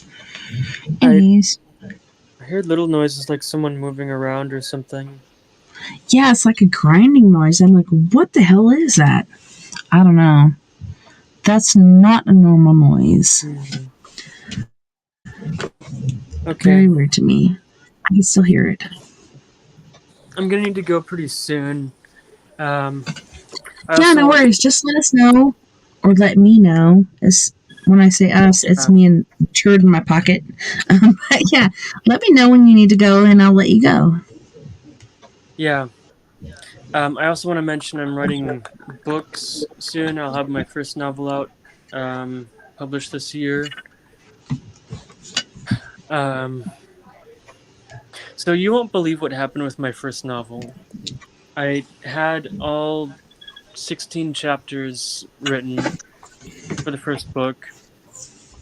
I compiled it all into a manuscript document, and I've read through all of it very carefully. I don't know how many times, probably countless times, to make sure it's just right. I worked with at least 2 or 3 friends and family to have them look over it for editing and make sure that it reads well and that the grammar is all good and stuff. Mm-hmm. Then I submitted the manuscript to Lightning Source with the synopsis and query letter that they requested. And then I was looking through what was actually going to be the first 3 chapters of book 2 that I had already written. But I got the feedback from friends that the first book really wasn't a great complete story by itself, and so I added some more from book 2 to make it more like a complete or somewhat complete story with something included. But there's more, of course. Anyway, so I was reading through what I had submitted to Lightning Source, and I found out that there are entire sections that were missing from the Google document that I have on my end. I don't know how that happened, but I think I was actually cursed or something by somebody, and now that's gone, fortunately. Thank goodness. Yeah, that could be family lineage, whatever. Like, you never know where it comes from. It just kind of pops up. Yeah. They're not stronger than me, though, which is the important part. Bounce back easily. And now I'm doing well, and things are flowing in my life. Probably How you liking married life? I've been worried about you guys. Like, how's it working out for you? Is it everything you hoped it would be, or are you just like, well, this is weird? Because a lot of times it doesn't work out how you planned, and then you're just like, wow, I never expected that. I don't know. Yeah. I'll say that getting married is kind of an exciting prospect, and the wedding was Prospect. beautiful. And then it, people ask you how it feels, but it really doesn't feel different than having been together dating. You're still together and living together. Yeah. Um, so not much has changed. It's always something for us to work on as a couple. But Because you guys yeah, were together like forever, right? Before you even got married. You guys were together for years. almost 8 years before the wedding. That's Yeah. amazing. Like a lot of people, it's like 2, 3 years, and I'm like, really? You gonna do this? But yeah, you guys were like 8 years, so that was pretty awesome. You guys already knew each other, knew what to expect. Do you feel like marriage changed anything? That's a good question. Honestly, we're pretty similar people as before we got married, so I don't know that it changed much, other than Okay. maybe our um, like relationship and commitment to each other being more serious. By the way, is how private is this talk, or is it still being Oh, broadcast? this is online. So if you want to, we can end the broadcast and we can just keep talking afterwards. It's up to you. Yeah, let's. I need to go anyway, so how about let's talk later? My wife Okay. has a So bird. say goodbye to everyone out there. Um, and let them know once more where to find you. And yeah, we'll just end the broadcast. Like I did end it for Spreaker, but here we're doing Twitch, Twitter, YouTube, Facebook, a number of different things. So yeah, once again, please share your links where people can find you, where they can ask you questions or whatnot. And then we'll just cut and slice, and then we can talk later. So, especially for hypnotherapy and Reiki services, for transformation and energy healing and movement of energy, and learning about your soul's purpose and embodying that, and working with soul contracts and past lives, and also just healing behaviors and fears and phobias and trauma from this life. Um, you can reach me at newbeinghypnosis.com, or if you're on Facebook, you can connect with me at Troy J. Bacon. That's my hypnotherapy account. And on my website, at the bottom of each page, I have linked up um, with my YouTube, Facebook. Um, like I said, I have Twitter and LinkedIn accounts, but they're really not my thing. I don't post there hardly, except when I make YouTube videos. I post those, or blog posts. Um, and a Patreon account where continuing clients and members can get discounts on their sessions as we go. So that is where people can find me. That's awesome. And I just want to thank you once again for being here and hanging out with me and sharing all this information with everybody. And yeah, it's really been mind opening, and I'm super grateful that you were here. But thank you so much once again for being on the show. Yes, thank you, Tessa. I want to say one more thing. I'm also an organizer of SUFON, the Seattle UFO Network, and That's that can be found awesome.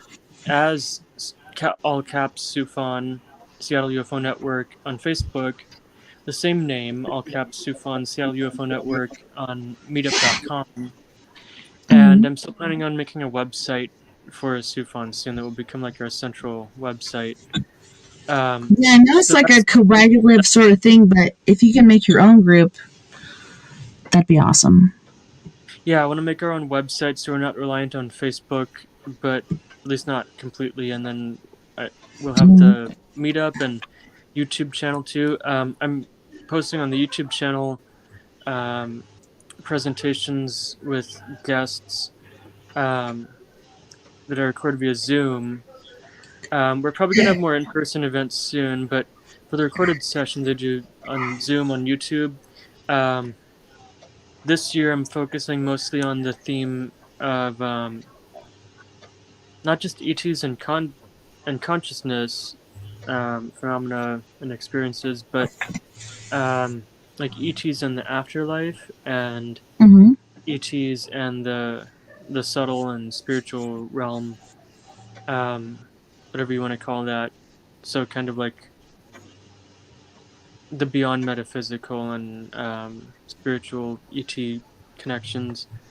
Um, and so I'll be having more guests on in that field soon. Probably we do some MUFON guests too, MUFON directors and Heck yes. MUFON investigators. That's awesome. So, yeah, the SUFON YouTube channel is up and going, and that's growing. Our community is growing. We've gotten some national and even international guests on. So yeah, SUFON and Nubian Hypnosis, we're kind of connected, but kind of like the hypnotherapist who openly offered support to SUFON members and also experiencers who are awakening to their contact and also need clarity on contact, perhaps through regression or anything else. That is so awesome. And I might even look you up to be like, can you help me with my past lives? I know trauma and then there's family curses and all this other stuff carries over to our present lives. But yeah, I'm pretty intrigued by that. And I've had people offer to do that for me. And I don't trust them, but I do trust you. So perhaps we can go somewhere or do something as far as that goes. But yeah, thank you so much once again for being on the show tonight. That was amazing. Of course, Tessa, thank you for having me on and listening to my stories. Awesome. Well, nighty night, live a night, and take care of my you. And everybody out there listening, take care of yourself and take care of each other. We are all in this together.